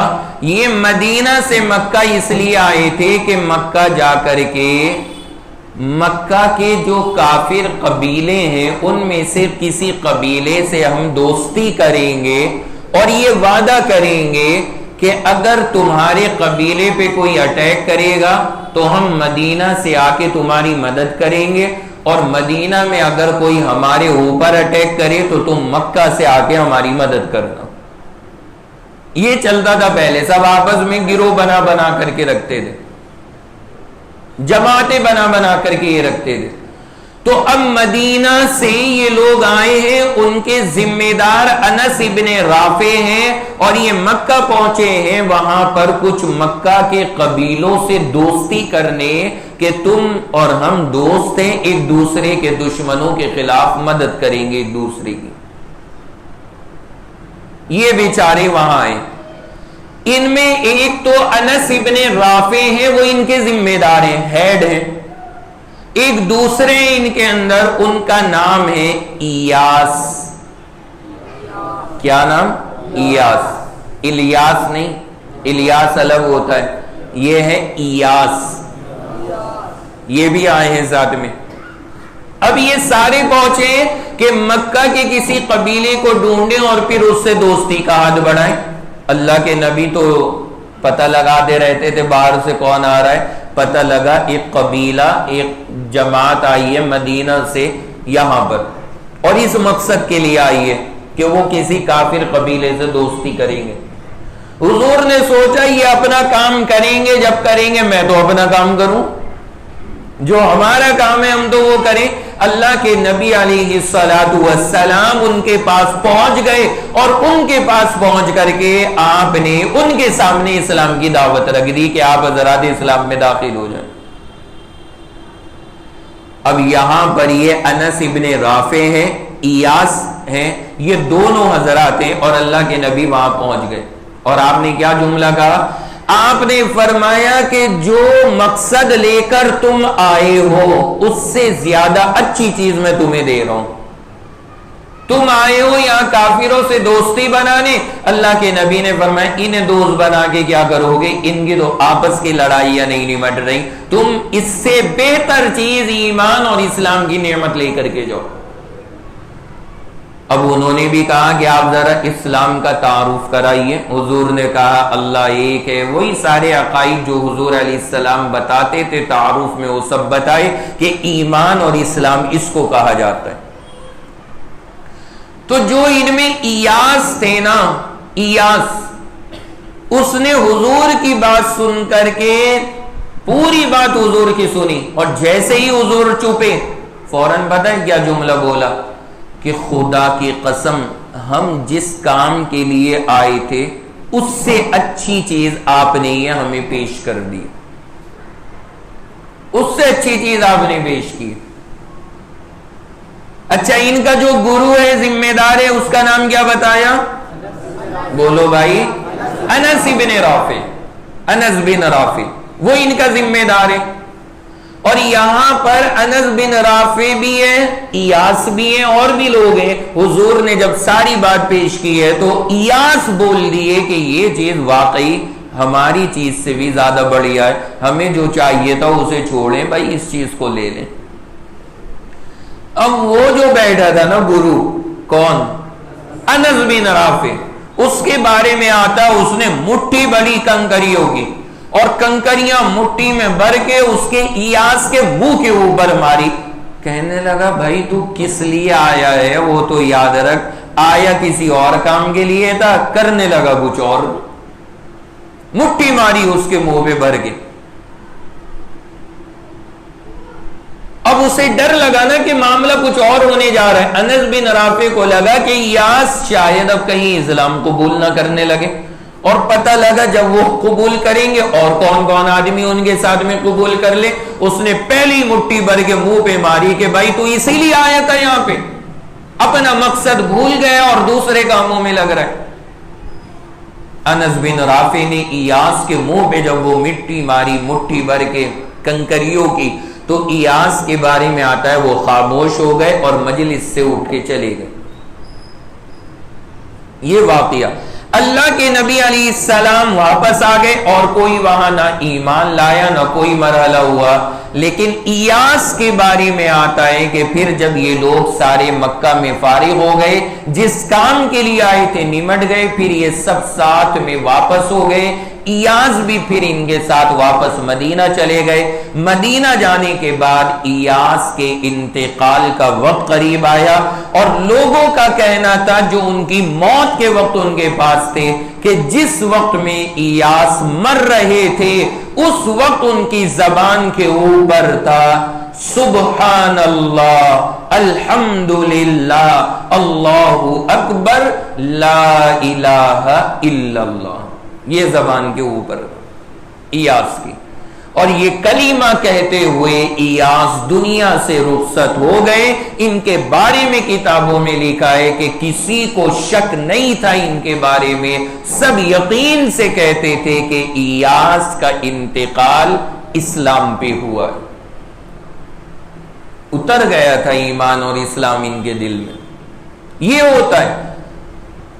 اس مجلس سے الگ ہو گئے نا، یہ بچ گئے تھے جب انہوں نے حضور کی دعوت کو سنا اور ان کے سردار نے ان کو ڈانٹا، انہوں نے دیکھا کہ یہ نہیں قبول کرنے دے گا صحیح بات کو، اسی وقت اپنے آپ کو اس مجلس سے الگ کر لیا. اللہ برے لوگوں کی صحبت سے اگر کوئی آدمی دور بھاگے پھر اللہ اس پہ فضل بھی فرما دیتا ہے. اور موت ان کی اس انداز کے اندر ہوئی ہے تو کتابوں کے اندر لکھا ہے کہ ان کا انتقال اسلام پر ہوا. تو ظاہر سی بات ہے مسلمانی ہو کر کے کہا جائے گا جو بندہ لا الہ الا اللہ کہتا ہوا دنیا سے جا رہا ہوگا، اس بندے کو ہم کیسے یہ کہہ سکتے ہیں کہ یہ بندہ کافر ہو کر مر. یقیناً وہ اسلام کے اوپر گئے ہیں. تو بہرحال یہ بھی واقعہ پیش آیا اللہ کے نبی علیہ السلام کے ساتھ. آپ ان سارے واقعات کے اندر ملا کے غور کریں, وہی بات نظر آئے گی. نبی کی جد و جہد دیکھیں کس قدر ہے ایمان کی دعوت کی, کہ کسی طرح ایمان میں داخل ہو جائیں, کسی طرح. وہی میں آپ لوگوں سے بھی درخواست کر رہا ہوں کہ یہ واقعات خالی سننے کے نہیں ہیں, اپنا مزاج دعوت والا بنا لیں, مزاج بنا لیں. کہیں پہ بھی کوئی بھی غیر ایمان والا مل جائے, اس کے سامنے آرام سے محبت سے 2-4 باتیں اسلام کی پیش کر دیں جو ابھی آپ نے سنی. ایمان والا کہیں بندہ مل جائے, اس کے سامنے دعوت دینی شروع کر دیں. یہ چیز ذہن میں رکھیں, دعوت کا کوئی خاص طریقہ طے نہیں ہے. ہم جہاں بھی, جس جگہ بھی, جس بندے کو بھی دین کی کوئی بات بتا دیں گے, یہ دعوت و تبلیغ میں شامل ہے. یہی تو ہے. جہاں بھی موقع ملے, جیسے بھی موقع ملے, جو بھی ہاتھ لگے, جتنی دیر کے لیے بھی لگے, 2-4 باتیں آپ اس سے شیئر کر دیں. پتہ نہیں اللہ کب کس کو کیسے موقع کے اوپر ہدایت دیتے, بندہ سوچ بھی نہیں سکتا, ہم اندازہ بھی نہیں لگا سکتے. اس لیے بندے کو یہ دعوت کا نا مزاج بنا لینا چاہیے. ہر قدم پہ, ہر جگہ پہ اسی انداز میں رہے, جو ملے محبت سے کسی عمل کی دعوت دے دیں. جہاں ملے, جیسے ملے, تھوڑی سی دعوت دیتے رہیں گے اس طرح سے, تو پھر ہمارے لیے خود بخود یہ دعوت اور تبلیغ والی جو فضیلت ہے قدم قدم پہ حاصل ہوتی رہے گی. ہمیں ہر قدم پہ ملے گی, ہر جگہ پہ ہم یہ کام کر سکتے ہیں. اس کے لیے خاص طریقہ لازم نہیں ہے, اس کا تو مزاج ہی مسلمان کو بنا لینا چاہیے, طبیعت میں داخل کر لیں. تو یہ چیزیں ہیں. ان واقعات سے کتنا اندازہ لگتا ہے کہ میرے نبی نے کتنی جان توڑ کر کے کوشش کی ہے کہ کسی طرح یہ اسلام اور یہ ایمان کی دعوت ہر گھر کے اندر پہنچ جائے. اور حضور نے کوئی کسر نہیں چھوڑی. کوئی قبیلہ پتہ لگا اس قبیلے میں گئے, کوئی علاقہ پتہ لگا اس علاقے میں گئے, کوئی شہر, گاؤں, قصبہ, دیہات, جو پتہ لگا آپ وہاں دعوت لے کر کے گئے. کوئی قبیلہ اگر قافلہ مکۃ المکرمہ میں آیا, آپ نے ایک ایک قافلے کے پاس جا کر کے ایمان اور اسلام کی دعوت کو پیش کی. اب آج کا آخری واقعہ سب سے دلچسپ, ایمان اور اسلام کی دعوت کو پیش کرنے میں اللہ کے نبی علیہ السلام نے کیا کیا انداز اختیار فرمائے. اب ذرا سنیں, اس واقعے سے ہی بنیاد پڑے گی اللہ کے نبی کی ہجرت مدینہ کی, یعنی مدینہ المنورہ کی جانب ہجرت کی.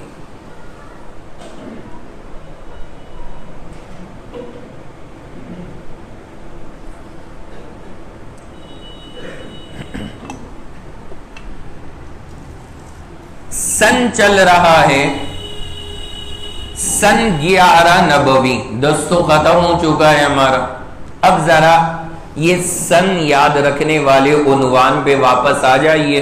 بہت لمبا عرصہ گزر چکا کہ سن یاد رکھنے کی نوبت نہیں آ رہی تھی کہ کون سا سن کیا واقعہ, کیونکہ وہ ایک اتنا طویل واقعہ معراج ہی چل رہا تھا ہمارا.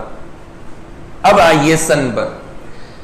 ہمارا سن کون سا چل رہا ہے؟ سن 11 نبوی. سن 11 نبوی کی بالکل ابتدا میں کیا واقعہ پیش آیا؟ اس واقعے کو سمجھنے سے پہلے ذرا ایک مدینہ اور مکہ کی کیفیت سمجھ لیجئے. مکہ المکرمہ میں اکثر سارے کافر آباد تھے, مشرک. مدینہ المنورہ میں یہودی بھی آباد تھے اور کافر بھی آباد تھے. یہودی بھی آباد ہیں اور کافر بھی آباد ہیں. مدینہ المنورہ میں جو کافر آباد تھے ان کے 2 قبیلے بہت مشہور تھے. ایک قبیلے کا نام تھا اوس اور دوسرے قبیلے کا نام تھا خزرج. ہاں کیا؟ اوس اور خزرج، یہ دو قبیلے تھے کافروں کے مدینہ میں، اور دو قبیلے تھے یہودیوں کے، اور بھی رہے ہوں گے لیکن یہ ٹاپ کے دو بڑے بڑے خاندان، دو قبیلے، دو یہودیوں کے۔ ایک کا نام تھا بنو قریظہ، ہاں نام لیتے رہیے ذرا، ایسے نام لینے سے نا آپ کی غنودگی بھی ختم ہو جائے گی۔ ایک کا نام کیا تھا؟ بنو قریظہ، اور دوسرے کا نام تھا بنو نذیر، یہ یہودیوں کے تھے دو، کافروں کے دو قبیلے یہودیوں کے مدینہ کے اندر۔ کافروں کا ایک قبیلہ اوس، دوسرے کا نام خزرج، یہودیوں کا ایک قبیلہ بنو قریظہ اور دوسرے کا نام بنو نذیر، یہ یہودیوں کے دو قبیلے۔ یہ سارے حضرات مدینہ المنورہ میں رہتے تھے، اوس، خزرج، بنو قریظہ اور بنو نذیر۔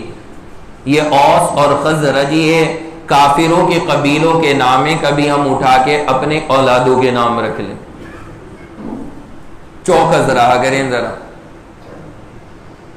کوئی گارنٹی نہیں ہے ہمارے یہاں لوگ کیا نام رکھ لیں۔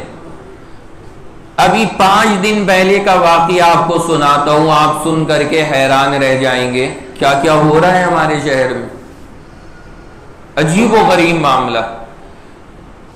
جو ہمارے واٹس ایپ پہ سوال جواب کے گروپ ہیں بنے ہوئے، لوگ آپ لوگ بھی بہت سارے جڑے ہوئے ہوں گے، لوگ اپنے سوال لکھ کے بھیجتے ہیں، وہاں ہمارے جوابات آتے ہیں اس پر۔ تو وہ جو گروپس ہیں اس پر ایک سوال آیا کہ مفتی صاحب ایک نام پوچھا انہوں نے کہ اس نام کے معنی بتا دیں اور رکھنا کیسا ہے یہ بتا دیں۔ نام کیا ہے؟ نام انہوں نے لکھا اسحال۔ کیا نام؟ اسحال۔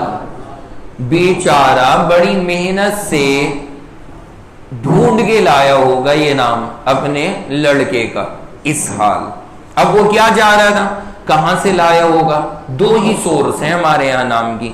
نمبر 1 سیریل اور ڈرامے، پاکستانی سیریل دیکھیں گے اور اسی سے نام بنائیں گے، کہیں گے جی وہ تو سارے اسلامی نام رکھتے ہوں گے نا، وہ کوئی مولوی ہیں بنانے والے سارے، مسلمان تو ہم بھی ہیں۔ میرے بھائی بات سمجھ رہے ہیں نا، مسلمان تو ہم بھی ہیں، مسلمان وہ بھی ہیں، مسلمان رکھ لینے سے تھوڑی نہ کام ہو جائے گا۔ انہیں کچھ نہیں پتا جو ان حرکتوں میں جو سیریل بنا رہے ہیں، نہ انہیں قرآن نہ حدیث کچھ نہیں پتا، تو ان کو کیوں مان رہے ہو؟ یا تو پاکستانی سیریلوں سے نام آئیں گے، ڈھونڈ کے لائیں گے کہ ہاں یہ نام بڑا تکڑا لگ رہا یہ رکھو، اور دوسرا پھر ہے مفتی گوگل صاحب رحمت اللہ علیہ۔ ایک مفتی یہ ہے، اس نے بڑا ناک میں دم کر رکھا ہے، مفتی گوگل، اس پہ لکھیں گے نیو بیبی نیم، پھر دے گا وہ ایسے ایسے اسحال جیسے نام نکال کے۔ اب کسی بندے نے بڑا نرالا اس کا لڑکا پیدا ہوا ہوگا تو اس نے وہ نام ڈھونڈا اسحال، بیچارے نے پوچھ لیا کہ مفتی صاحب اس کے معنی بتا دیجئے کیا ہوں گے۔ میں نے جواب لکھا، جو حضرات گروپ میں ہیں انہوں نے غالباً پڑھا بھی ہوگا، پڑھا کیجئے ان کو سارے جوابات کو، بڑی علمی چیزیں ہوتی ہیں اس میں، سارے جواب پڑھا کیجئے، چاہے وہ ہمارا پوچھا ہوا ہو یا نہ ہو، چونکہ آپ کے علم میں اضافہ ہوگا۔ تو میں نے جو جواب لکھا اس کا آپ یقین مانے، اس ٹائم میرے پاس مدرسے کے 2 استاد اور بیٹھے ہوئے تھے۔ اب ہمیں سمجھ میں نہیں آ رہا کہ جو جواب ہے اس کا واقعی وہ لکھ دوں یا نہ لکھوں، میری ہمت نہیں ہو رہی تھی۔ جو میرے پاس بیٹھے تھے انہوں نے کہا اساتذہ کہ بھائی جب جو ہے مطلب وہی لکھ دو، اب اس میں کیا تم پریشان ہو رہے ہو، جو ڈکشنری میں لکھا ہے وہی معنی لکھو تاکہ اسے عقل ٹکانے لگے اس کی۔ میں نے کہا لاؤ وہی لکھ دیتا ہوں۔ اب جب میں نے ڈکشنری والے معنی وہاں پہ لکھے ہیں تو اسہال کا ترجمہ ہے پتلا پاخانہ.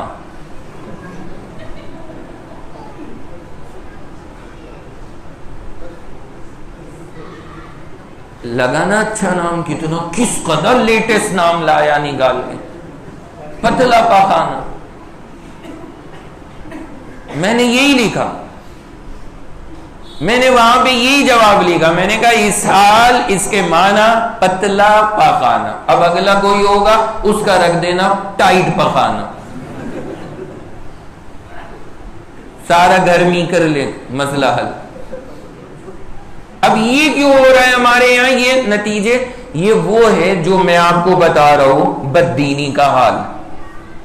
نئے نام جائیے تو اب نئے کہاں سے آئیں گے؟ ظاہر سی بات ہے جو اچھے نام ہیں وہ تو صحابہ اور نبی ہو گئے, تو اب جو یہ نئے آئیں گے وہ اب پیشاب پخا نہیں رہ گئے, اب یہی نام رکھے جائیں گے. اب اور کہاں سے نئے آئیں گے؟ تو مزاج بنائیں اچھے نام رکھنے کا. اچھے نام کا مطلب یہ کوئی ضروری نہیں ہے کہ پورے محلے میں نہ ہو ایسا رکھیں. ارے ہمارا جو بچہ ہوا ہے وہ بھی تو ویسے ہی ہے جیسے ہوتے آئے ہیں. ہاں اگر وہ کچھ نرالا سا پیدا ہو تو نرالا نام ڈھونڈو پھر. وہ بھی ویسے ہی, 2 ٹانگیں ہیں, 2 ہاتھ ہیں, 1 ناک ہے, 2 آنکھیں, تو جب سب کچھ وہی ہے تو نام بھی وہی صحیح ہے.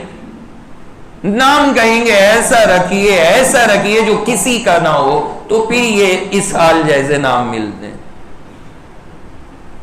اب بیچارے کے دل پہ کتنا صدمہ گزرا ہوگا جب اس نے اس لاڈلے کے نام کے معنی پڑھے ہوں گے. لیکن کیا کریں, بات تو بتانی ہے, تو جو ہے وہ بتا دیا ہم نے. آپ کو اس لیے سنا دیا کہ ذرا چوکس رہا کریں, ہر جگہ سے دیکھ کر کے کوئی سا بھی نام نہ رکھ لیں, علماء سے پوچھ لیا کریں. اللہ نے کتنی آسانیاں پیدا کر رکھی ہیں, ہمارے لیے تو کوئی بھی مشکل نہیں ہے. 1 منٹ کو ذرا آ کے پوچھ لیں کہ یہ نام ہے, ان میں سے رکھنا چاہ رہے ہیں, آپ بتا دیں کہ کون سا نام صحیح ہے کون سا غلط ہے, پھر جو صحیح بتا دیا جائے بندہ رکھ لے. بہرحال یہ ابھی بالکل تازہ واقعہ تھا جو میں نے یہ تازہ آپ کے سامنے رکھا ہے. یہ میں سب جگہ سناؤں گا, ہر درس میں بتاؤں گا, یہ پتہ لگے نا کہ حال کیا ہے ہمارا. اسی لیے تاکہ ہم اور آپ ذرا چوکس رہیں. اور اللہ کا شکر ہے اب جب سے ہم نے ان چیزوں پہ نکیر کرنا شروع کی ہے, اور میں خاص طور سے ناموں کے اوپر اب بیانات میں بڑی توجہ دلاتا ہوں, اب لوگوں نے پوچھنے بھی شروع کیے. ورنہ تو رواج ختم ہوتا جا رہا تھا, بس وہ نام رکھنا ہے, کوئی سا بھی نام اٹھا کر کے رکھ لیا. تو میرے بھائی اس بات کا ہمیں ذرا خیال رکھنا چاہیے ناموں کے تجویز کرنے میں. تو اب رکھیں گے تو نہیں نا انشاءاللہ اس سال, کبھی کہیں کہ اب ڈیٹ نام میں رکھ لینا چاہیے. تو کیا بات بتائی ہم نے آپ کو کہ مدینہ میں 2 قومیں آباد تھی. نمبر 1 کون؟ کافر, اور نمبر 2 یہودی. کافروں کے کتنے قبیلے تھے؟ 2, اور یہودیوں کے کتنے؟ 2. کافروں کے پہلے قبیلے کا نام اوس, دوسرے کا نام خزرج. کیا نام؟ خزرج. اور یہودیوں کے ایک قبیلے کا نام, بولو بھائی, بنو قریظہ. دوسرے کا نام بنو نضیر. دوسرے کا نام بنو نضیر. یہ تھے وہاں پہ. اب یہ یہودی بھی رہ رہے ہیں وہاں پہ, کافر بھی رہ رہے ہیں. ان میں جو زیادہ تھے نا وہ کافر تھے, کافر زیادہ تھے, یہودی تھوڑے سے تھے. تو ان کی آپس میں جھڑپ ہوتی رہتی تھی, لڑائیاں یہودیوں کی اور کافروں کی.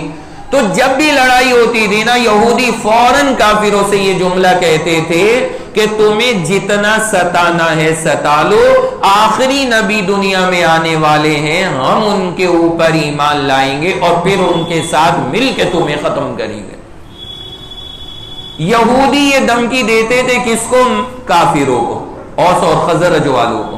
یہ دھمکی دیتے تھے کہ آخری نبی آئیں گے, ان کے ساتھ مل کے ہم تمہیں ختم کریں گے. اب اتنا انہوں نے دھمکایا, اتنا دھمکایا, بہت دھمکا رکھا تھا.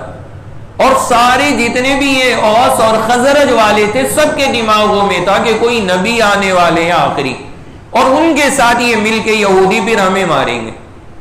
اب اللہ کا کرنا، حج کا زمانہ آیا اور مدینۃ المنورہ سے اوس اور خزرج کے کچھ لوگ مکۃ المکرمہ حج کے لیے آ گئے.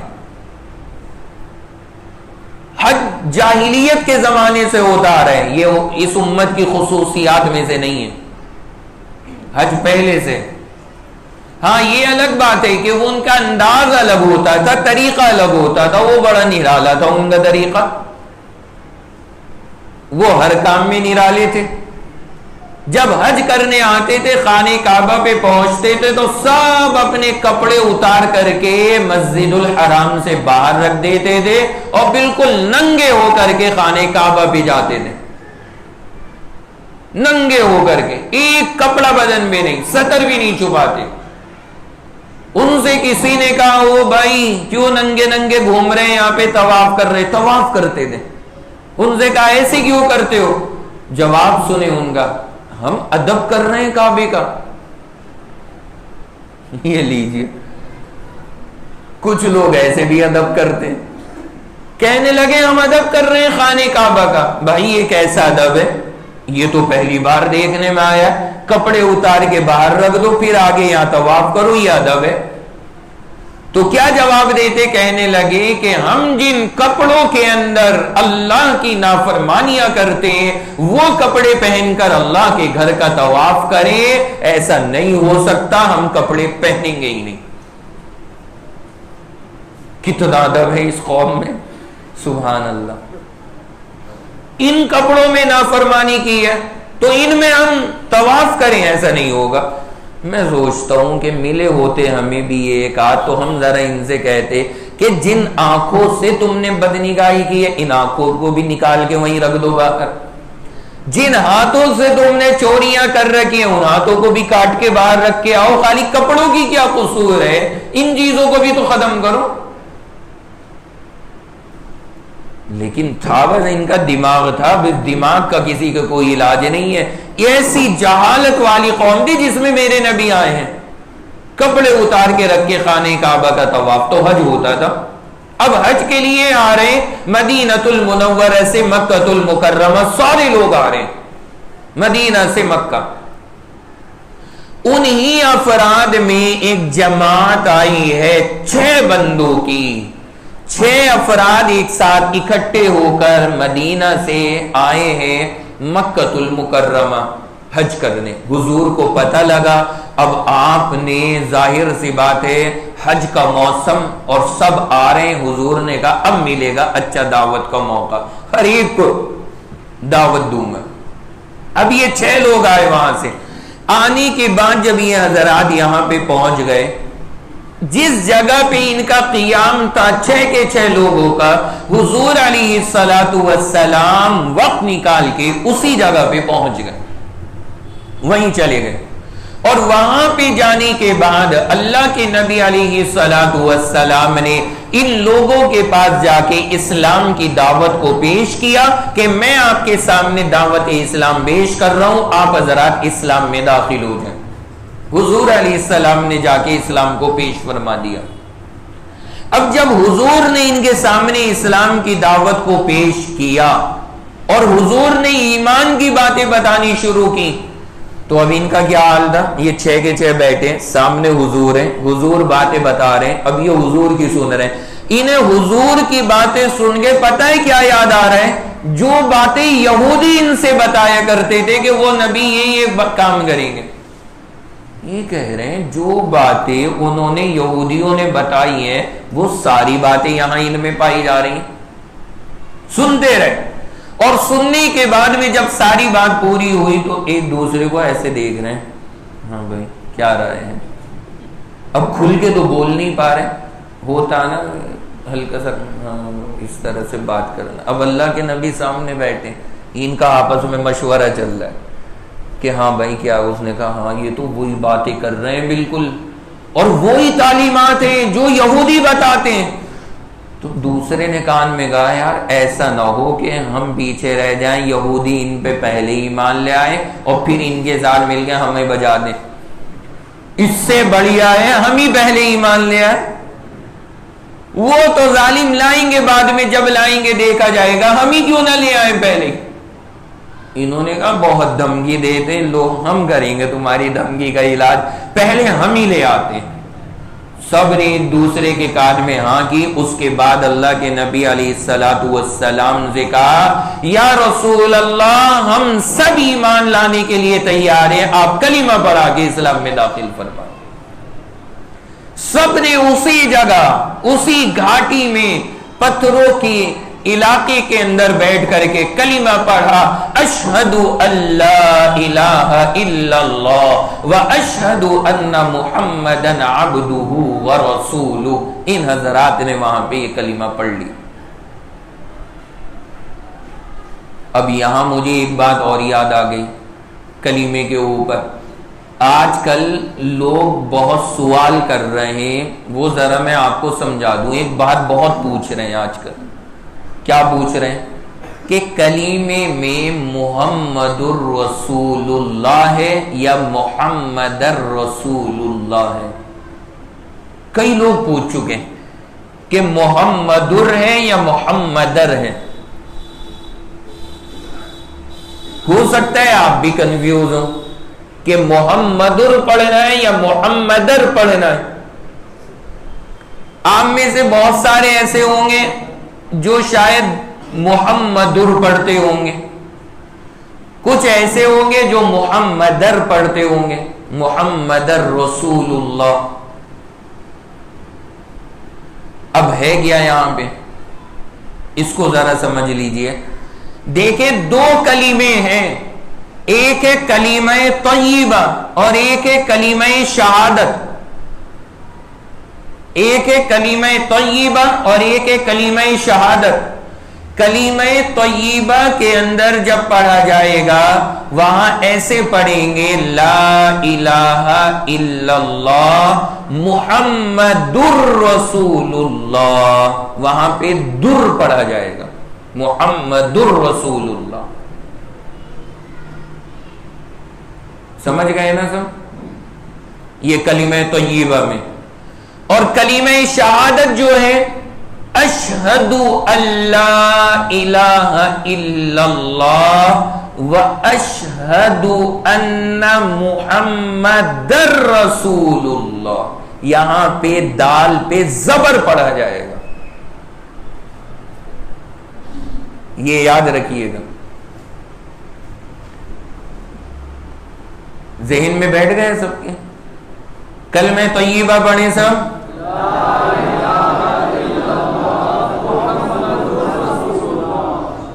محمد الرسول اللہ، اور کلمہ شہادت اشہد اللہ الہ الا اللہ و اشہد و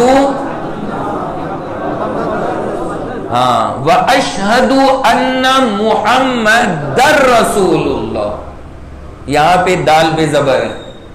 یہ بات اس لیے بتا دی میں نے، کئی لوگ میرے سے یہ بات پوچھ چکے ہیں کہ کلمے میں محمد کے دال پہ کیا ہے کیا نہیں ہے، تو یہ ذہن میں رکھنا کہ کلمہ طیبہ میں پیش ہے اور کلمہ شہادت میں زبر پڑھنا ہے۔ اب آپ یہ پوچھیں گے کہ کیوں ہے ایسا؟ اب کیوں کا جواب تو مل جائے گا، لیکن اس کے لیے آپ کو پہلے 8 سال کا کورس کرنا پڑے گا، کیونکہ پھر وہ ایک عربی کا اصول ہے۔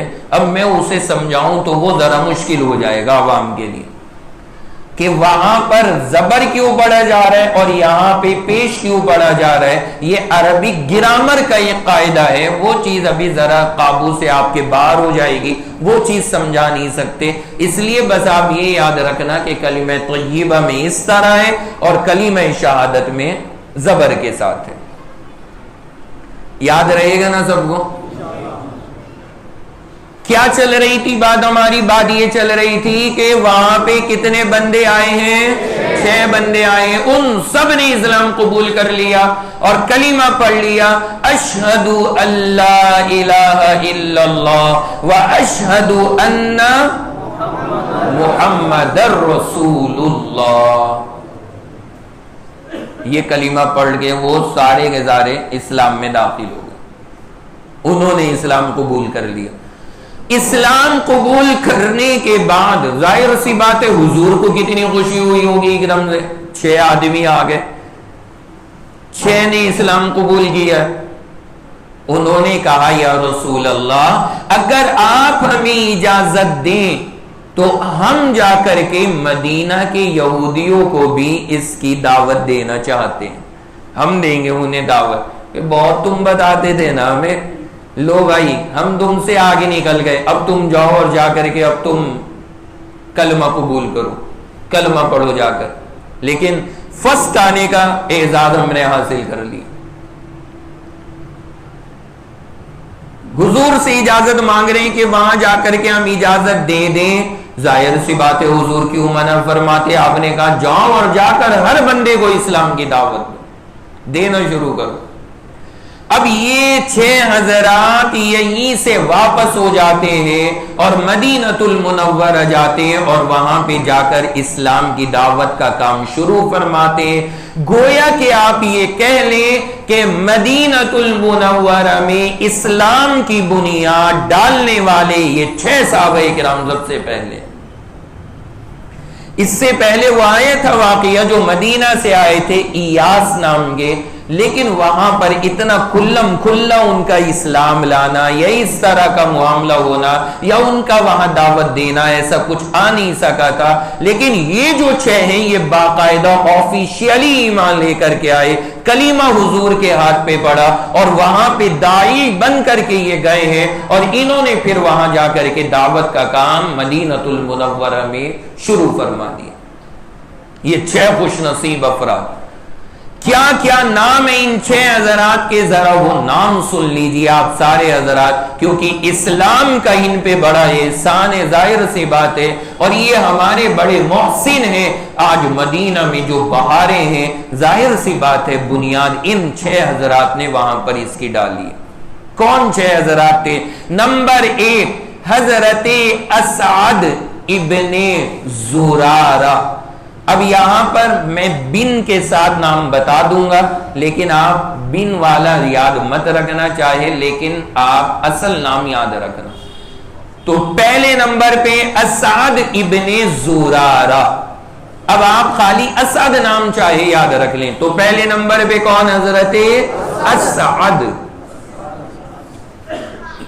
پیارا نام ہے، یہ رکھیں، یہ 6 کے 6 نام ویریفائیڈ ہے۔ نمبر 2 حضرت عوف ابن الحارث۔ عوف، عین واو فا، یہ دوسرے نمبر پہ حضرت عوف۔ کتنا پیارا سا چھوٹا سا نام ہے، ایک بھی نہیں ہوگا یہاں اس نام کا۔ اس حال پہ پہنچ گئی قوم، یہ نام بھول گئے۔ تو کیا نام دوسرا؟ عوف۔ آپ لکھیں گے بھی اسے کتنا آسان، عین واو فا، اور انگلش میں تو ڈبل او ایف، آف۔ ایک تو آف، ایک ذرا آف کو تھوڑا سا کھینچ دیجئے، ڈبل او لگا دیجئے، آف۔ یہ دوسرے۔ نمبر 3 حضرت رافع ابن مالک۔ حضرت رافع، یہ تیسرے۔ تو پہلے کا نام کیا بتایا؟ اسعد، نمبر 2 عوف، نمبر 3 رافع، یہ 3 صحابہ۔ نمبر 4 حضرت قطبہ، قاف طا با ہا، قطبہ۔ کتنا پیارا نام ہے، قطبہ۔ یہ ہے 4تھے نمبر پہ۔ 5ویں نمبر پہ حضرت عقبہ۔ حضرت عقبہ بڑے صحابی ہیں، یہ ان کا بھی بڑا اونچا مقام ہے۔ حضرت عقبہ ابن عامر پورا نام ہے۔ آپ نے ان کی حدیث فضائل اعمال میں سنی ہوگی، کثرت کے ساتھ میں ان کی حدیث ہے۔ حضرت عقبہ ابن عامر رضی اللہ تعالیٰ عنہ۔ تو یہ ہیں 5ویں نمبر پہ حضرت عقبہ۔ 6ٹھے نمبر پہ جو نام ہے اس میں کچھ حضرات نے ایک نام ذکر کیا، کچھ نے دوسرا، اس میں علماء کی رائے الگ ہے کہ یہ تھے یا یہ تھے 6ٹھے آدمی۔ میں دونوں نام بتا رہا ہوں۔ ایک ہے جابر بن عبداللہ اور دوسرے کا نام ہے عبادہ ابن صامت. پہلے کا نام کیا؟ جابر بن عبداللہ اور دوسرے کا نام عبادہ ابن صامت. یہ ہے. اب کچھ لوگ یہاں پہ چھٹے نمبر پہ حضرت جابر بن عبداللہ کا نام ذکر کرتے ہیں کتابوں میں، کچھ حضرات نے حضرت عبادہ ان کا نام ذکر کیا ہے. بہرحال یہ کل 6 افراد تھے کہ جنہوں نے سب سے پہلے حضور کے ہاتھ پر، مدینہ کے رہنے والے، انہوں نے حضور کے ہاتھ پر اسلام قبول فرمایا. عبادہ، یہ بھی نام کتنا پیارا ہے، عبادہ.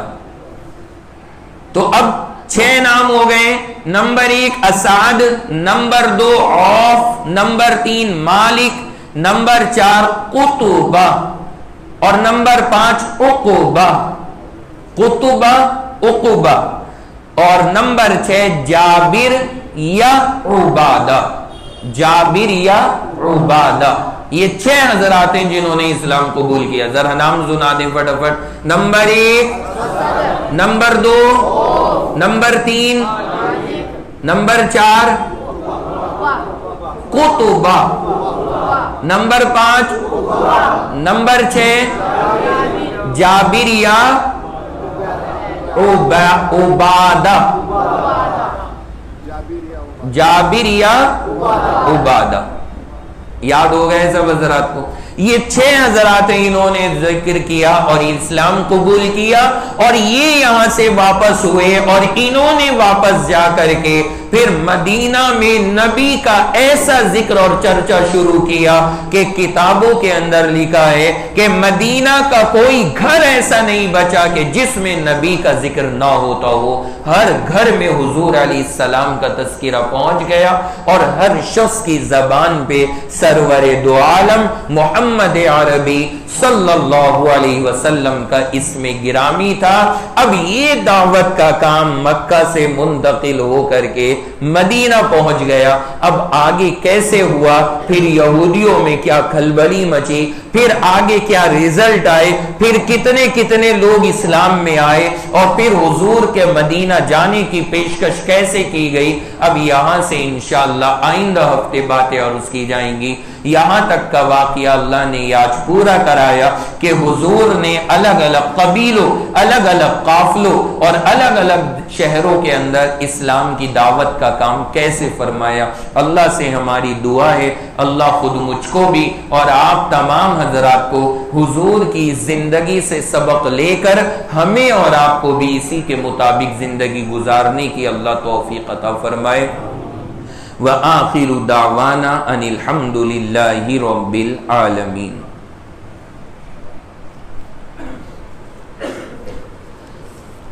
آپ کے سوالات میں پہلا سوال ہے طلاق کے بعد حلالہ صحیح ہے یا غلط ہے؟ یہ میں 2 ہفتوں سے آپ کا چل رہا ہے یہ سوال اور میں چاہ رہا ہوں کہ ذرا اطمینان سے بات کروں اس کے اوپر، لیکن ہر بار رہ جاتا ہے. لیکن اتنی میں وضاحت آج کر دیتا ہوں اس کی، چونکہ تھوڑی سی گنجائش ہے بھی ہمارے پاس میں، کہ ہمارے یہاں پر یہ جو فلسفہ چلتا ہے کہ 3 طلاق اگر کسی نے دے دی تو اس کے بعد کہتے ہیں کہ حلالہ کرا لو. حلالہ، اور حلالے میں کیا کراتے ہیں کہ ایک بندے کو لایا جائے گا کہ تمہارا نکاح اس سے کرا رہے ہیں، عصر میں یا مغرب میں نکاح ہوگا اور اس سے کہیں گے تجھے صبح میں اسے طلاق دینی ہے، صبح میں اسے طلاق دینی ہے، رات کے لیے نکاح ہو رہا ہے. اس کے اوپر اللہ کے نبی علیہ السلام نے کیا فرمایا ہے ذرا سن لیجئے گا آپ حضرات. حضور کا ارشاد ہے لعن اللہ المحلل والمحلل لہ، اللہ کی لعنت ہو اس پر جو حلالہ کر رہا ہے اور اس پر جس کے لیے حلالہ کیا جا رہا ہے. اللہ لعنت نازل فرمائے. یہ حضور کا جملہ ہے. ملعون ہے وہ آدمی، لعنتیں بھیجی ہیں اللہ کے نبی نے اور اللہ کی لعنتیں بھیجی ہیں ایسے پر. لہذا یہ چیز دماغ سے نکال دیجئے، ایسا کوئی مسئلہ شریعت میں نہیں ہے اور یہ فلسفہ بتانا کہ رات میں نکاح کر لو تم، صبح میں تم طلاق دے دینا، اسے چھوڑ دیجئے. اس سے اسلام کا نعوذ باللہ لوگ مذاق اڑاتے ہیں. لوگ اسلام کے نام پہ تہمتیں لگاتے ہیں اور کہتے ہیں کہ دیکھو یہ کیا طریقہ ہے، یہ کیسی تعلیم دے رکھی ہے، حالانکہ اسلام نے تو نہیں دے رکھی. اسلام نے جو چیز دے رکھی ہے وہ کیا ہے، وہ ذرا سن لیں. اسلام نے یہ بتایا ہے کہ اگر کسی عورت کو 3 طلاق ہو گئی تو وہ شوہر سے اب دوبارہ نکاح نہیں کر سکتی، اس کے نکاح میں اب دوبارہ نہیں جا سکتی. لیکن قرآن نے یہ کہا ہے کہ اگر وہ عورت 3 طلاق ہونے کے بعد اپنی عدت گزارے، سمجھیے گا ذرا، عدت گزارے، عدت گزارنے کے بعد وہ عورت پھر کسی آدمی سے نکاح کرے، دوسرے آدمی سے اپنی زندگی گزارنے کے لیے نکاح کرے، لیکن پھر کسی وجہ سے وہ آدمی اسے طلاق دے دے، دوسرا والا کسی وجہ سے، ایگریمنٹ نہیں ہوا پہلے سے لیکن بس دے دی کسی وجہ سے، یا اس دوسرے شوہر کا انتقال ہو جائے، تو قرآن یہ کہتا ہے کہ پھر اس دوسرے شوہر سے طلاق ہونے کے بعد یا اس کا انتقال ہونے کے بعد یہ عورت اب پہلے والے سے بھی نکاح کر سکتی ہے. یہ تھا شریعت میں، اس میں کوئی اعتراض کی بات نہیں ہے اور نہ ہی کوئی عجیب و غریب مسئلہ. لیکن یہ کہیں پہ نہیں ہے کہ ہم اس کا نکاح کرائیں، ایگریمنٹ کریں کہ بھائی تجھے صبح میں طلاق دینی ہے، یہ نہیں ہے. اور آج کل ہمارے معاشرے میں یہی چل رہا ہے، 3 طلاق ہوں گی، سارے چودھریوں کو بٹھا لیا جائے گا. ان چودھریوں کو بھی کوئی مسئلہ نہیں پتا ہوتا، وہ بڑے موٹے موٹے پان منہ میں کھا کے کہیں گے چبا چبا کے، ہاں بھائی اس سے حلالہ کرا دو، کل کو طلاق دے دے گئی، پھر تو کر لینا نکاح. لو بھائی دے دیا فیصلہ. ظالموں، لعن اللہ المعلل والمحلل له، جو حرکت یہ کر رہے ہیں اللہ لعنت فرما رہا ہے اس پہ. یہ کوئی نکاح ہے، ایگریمنٹ ہے، یہ تو زنا کاری ہے، نعوذ باللہ ہو رہی. زنا میں بھی تو یہی ہوتا ہے، ایک رات کا سودا ہوتا ہے، اس کے اندر بھی اتنے روپے کے اوپر ایک رات کا معاملہ ہو رہا ہے، تو وہی ہم نے اور آپ نے یہاں پہ نکاح کے اوپر کر لیا ہو. اس لیے شریعت نے اس کو پسند نہیں کیا، ایسا نہیں کرنا چاہیے. وہ جو ہے طریقہ وہ بالکل الگ ہے، وہ جو ہم نے آپ کو بتایا کہ وہ عورت اپنی زندگی گزارنے کے لیے نکاح کرے، پھر کسی وجہ سے وہ دوسرا شوہر اسے طلاق دے دے. شریعت کس کو بولتی تھی؟ حلالہ. یہ ہے شرعی حلالہ، اور ہم نے اور آپ نے کہاں حلالہ چلا دیا؟ یہاں پہ چلا دیا اس کے اوپر، کہ جس کی وجہ سے یہ حلالہ کا لفظ ہی نعوذ باللہ بدنام ہو کر کے رکھ دے. اس لیے ایسی تعبیرات ہرگز نہ اختیار کریں اور اس طرح کی چیزوں سے بچائیں. اور اگر کوئی بندہ 3 طلاق دے دے اور اس کے بعد بھی وہ ساتھ میں رہے اور وہ 3 طلاق کو 3 طلاق نہ مانے، تو پھر ایسا بندہ زناکار ہے. اس کی جتنی آگے اولاد پیدا ہوگی وہ بھی حرام کی کہلائے گی اولاد ساری، وہ ثابت النسب نہیں ہوگی، ساری اولاد حرامی، اور آگے جتنا اس کا نسل چلے گا سب اس حرام نسب کے اوپر قائم ہوگا، اور اس کا دونوں کا ساتھ میں رہنا وہ زناکاری کے اندر مانا جائے گا. پھر ان سے ہمیں تعلقات رکھنا بھی شرعاً جائز نہیں، ان سے قطع تعلق کرنا چاہیے جب تک کہ وہ اس نکاح کو ختم کر کے علیحدہ نہ ہو جائیں اور اپنی اس بری حرکت سے توبہ نہ کر لیں. یہ چیز ذہن کے اندر رکھیے گا، یہ بہت خطرناک مسئلہ ہے. اس لیے طلاق بہت نازک چیز ہے، اسے کھیل نہ بنائیں، بہت سوچ سمجھ کے بہت سمجھداری سے اس کو اختیار کرنا چاہیے، استعمال کرنا چاہیے. جذبات میں غصے میں کبھی نہ بولیں، کیونکہ پھر بعد میں پچھتاتے ہیں، پھر بعد میں ہائے ہو کرتے پھرتے ہیں، پھر آتے ہیں کہ اجی مفتی صاحب جگاڑ نکال دو. مفتی جگاڑ کے لیے بیٹھا ہے، خالی وہ جگاڑ ہی نکالتا رہے گا. ایک آگے کہتا ہے کہ طلاق دے دی، مفتی صاحب کوئی حل بتا دو. میں نے کہا کتنی دی ہے؟ 1000 دی ہیں.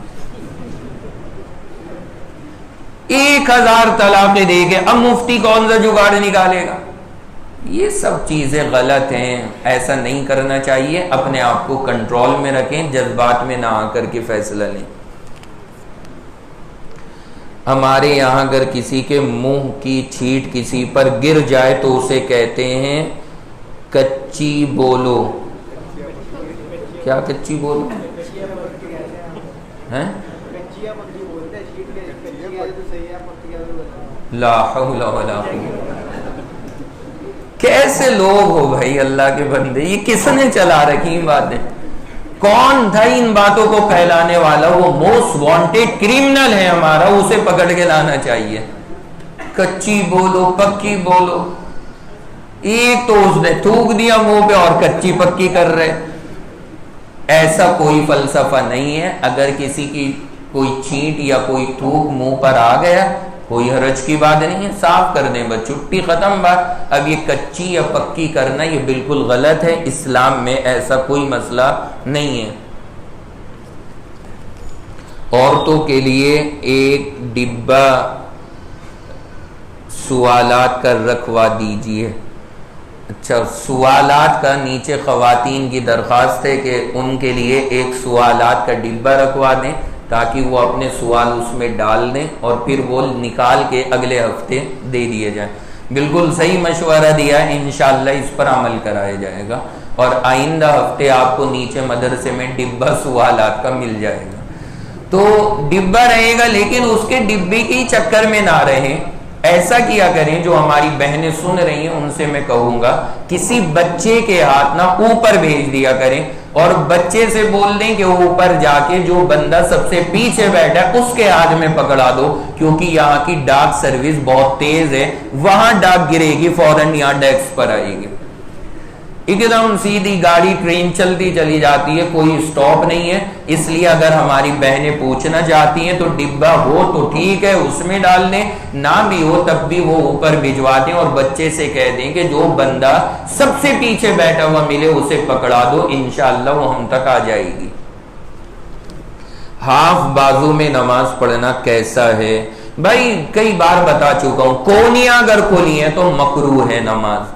مکروہ تنزیہی تو ہے ہی، کم سے کم یعنی ثواب کم ہو جائے گا، تو اس لیے کم سے کم کونیاں چھپی ہونی چاہیے. پھر باقی چاہے ہاتھ کھلے ہو تو کوئی حرج کی بات نہیں ہے. جہاں پر کتے وغیرہ بیٹھتے ہیں اس جگہ پر بیٹھنا کیسا ہے؟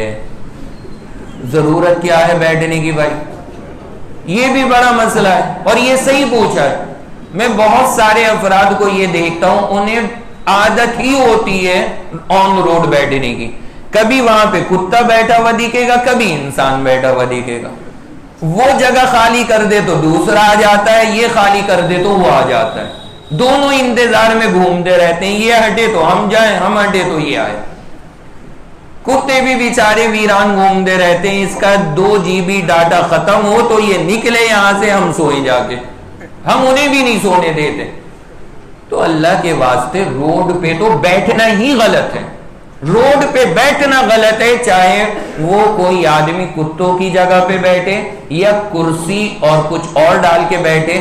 روڈ بیٹھنے کی جگہ نہیں ہے، اس سے بدنگاہیاں بھی ہوتی ہیں. اور نہ بھی کوئی کرے تب بھی خواتین وغیرہ گزرتی ہیں، انہیں اچھا نہیں لگے گا کہ مردوں کے بیچ میں کو نکل کے جائیں. ہمیں چاہیے یا تو مسجد میں بیٹھیں یا اپنے گھر پہ جا کے آرام کریں. آن روڈ بیٹھنا یہ مناسب نہیں ہے. اگر ہمیں 10 روپے یا 5 روپے مل جائیں تو اس کو مسجد کے ڈبے میں ڈالنے کے بعد بھی 1 کے 70 دینے پڑیں گے یا نہیں؟ 10 اور 5 تو مسجد میں ڈال دیے اور 2000 کا نہیں پوچھ رہے، وہ جیب میں رکھ رہے ہیں نا. پبلک کتنی چالاک ہے یار، اللہ کے بندو. یہ بتا رہے ہیں کہ 10 اور 5 مل جائیں تو ڈبے میں ڈال دیں اور 2000 مل جائیں تو وہ جیب میں رکھ لیں. مسئلہ پورا پوچھا کرو، ادھورا نہیں. اور اللہ کا شکر ہے آپ لوگوں نے ہمیں ضرورت سے زیادہ چالاک بنا دیا مسئلے پوچھ کر کے.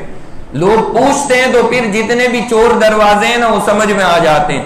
پوچھو گے تب بھی ٹھیک، نہ بھی پوچھیں تب بھی بتا دیتے ہیں. تو چاہے 1 روپیہ ملے چاہے 2000 ملے، اصل ہے اس کے مالک کو پہنچاؤ. ڈبے میں ڈالنے سے کام نہیں چلے گا، یاد رکھنا مالک تک پہنچانا ضروری ہے اگر ہم نے اٹھا لیا تو۔ اس لیے بڑھیا کام یہ ہے اٹھانا ہی نہیں چاہیے، ٹینشن ہی ختم، اٹھا لیا تو اپنے سر بڑھے گا۔ اور اگر اٹھانے کے بعد ہم نے مالک وغیرہ کا پتہ کیا، ہمیں نہیں پتہ لگا، کوئی کلو نہیں ملا، کوئی نہیں پتہ لگا، تو پھر ہم نے اسے صدقہ کر دیا، مسجد میں ڈال دیا یا کسی غریب کو دے دیا، صدقہ ہو گئے، ٹھیک ہے ڈال سکتے ہیں۔ لیکن یہ یاد رکھنا کہ بعد میں اگر اس کا مالک آ گیا اور اس نے کہا کہ آپ کے پاس میرے پیسے ہیں، تو پھر آپ کو وہ پیسے اپنی جیب سے دینے لازم ہوں گے، اپنی جیب سے ادا کریں۔ تو ساری سردردی پالنے سے بڑھیا یہ ہے کہ اٹھاؤ ہی مت، ٹینشن ہی ختم ہے۔ کیا ٹی وی اور موبائل دیکھنے سے وضو ٹوٹ جاتا ہے یا نہیں؟ ٹی وی یا موبائل دیکھنے سے وضو نہیں ٹوٹتا، ہاں اگر بدن سے کوئی ناپاکی یا گندگی نکل جائے تب تو ٹوٹے گا، لیکن اگر بدن سے کوئی گندگی یا ناپاکی نہیں نکلی ہے تو ٹی وی یا موبائل پہ کچھ غلط دیکھنے سے صرف وضو نہیں ٹوٹے گا۔ وضو ٹوٹتا ہے بدن سے منی، مزی یا پیشاب یا پاخانہ یا ری خارج ہو جائے، ان چیزوں سے پھر وضو اور کچھ چیزوں میں غسل کا مسئلہ پیش آ جاتا ہے۔ تو اگر یہ کچھ نہیں ہوا ہے، کوئی ناپاکی کوئی گندگی بدن سے نہیں نکلی، تو پھر ہمارا وضو باقی ہے، وضو پہ فرق نہیں پڑے گا۔ لیکن یہ غلط چیزیں دیکھنا غلط ہے، یہ الگ بات ہے، اس سے احتیاط رکھنی چاہیے۔ ناپاکی کے دنوں میں تسبیح ہاتھ میں لینے سے کیا تسبیح ناپاک ہو جاتی ہے؟ ناپاکی کے دنوں میں اگر کوئی عورت تسبیح ہاتھ میں لے کوئی حرج کی بات نہیں ہے، لینی چاہیے، پڑھنی چاہیے عورتوں کو تسبیح۔ نماز تو چل نہیں رہی ہے، قرآن چل نہیں رہا ہے، تسبیح تو پڑھنی چاہیے، کلمہ طیبہ، استغفار، درود شریف، یہ ساری چیزیں پڑھ سکتے ہیں، کوئی حرج کی بات نہیں ہے، کوئی چیز منع نہیں ہے، خوب تسبیح پڑھیں، کوئی تسبیح ناپاک نہیں ہوتی، ایسا کوئی مسئلہ شریعت میں نہیں ہے۔ ہمارے یہاں لوگ لوبان کی دھونی دیتے ہیں اور کہتے ہیں کہ اس سے نظر اتر جاتی ہے، کیا یہ صحیح ہے؟ لوبان کے اندر یا اگربتی میں کوئی تاثیر نہیں ہے۔ اگر کسی پہ نظر ہو گئی ہے، سورہ قلم ہے قرآن پاک کے 29ویں پارے میں، اس کے اخیر کی 2 آیتیں 7 بار پڑھ کے مریض پہ دم کیجئے، اللہ نے چاہا اس کی لگی ہوئی بری نظر ختم ہو جائے گی۔ وآخر دعوانا ان الحمد للہ رب العالمین۔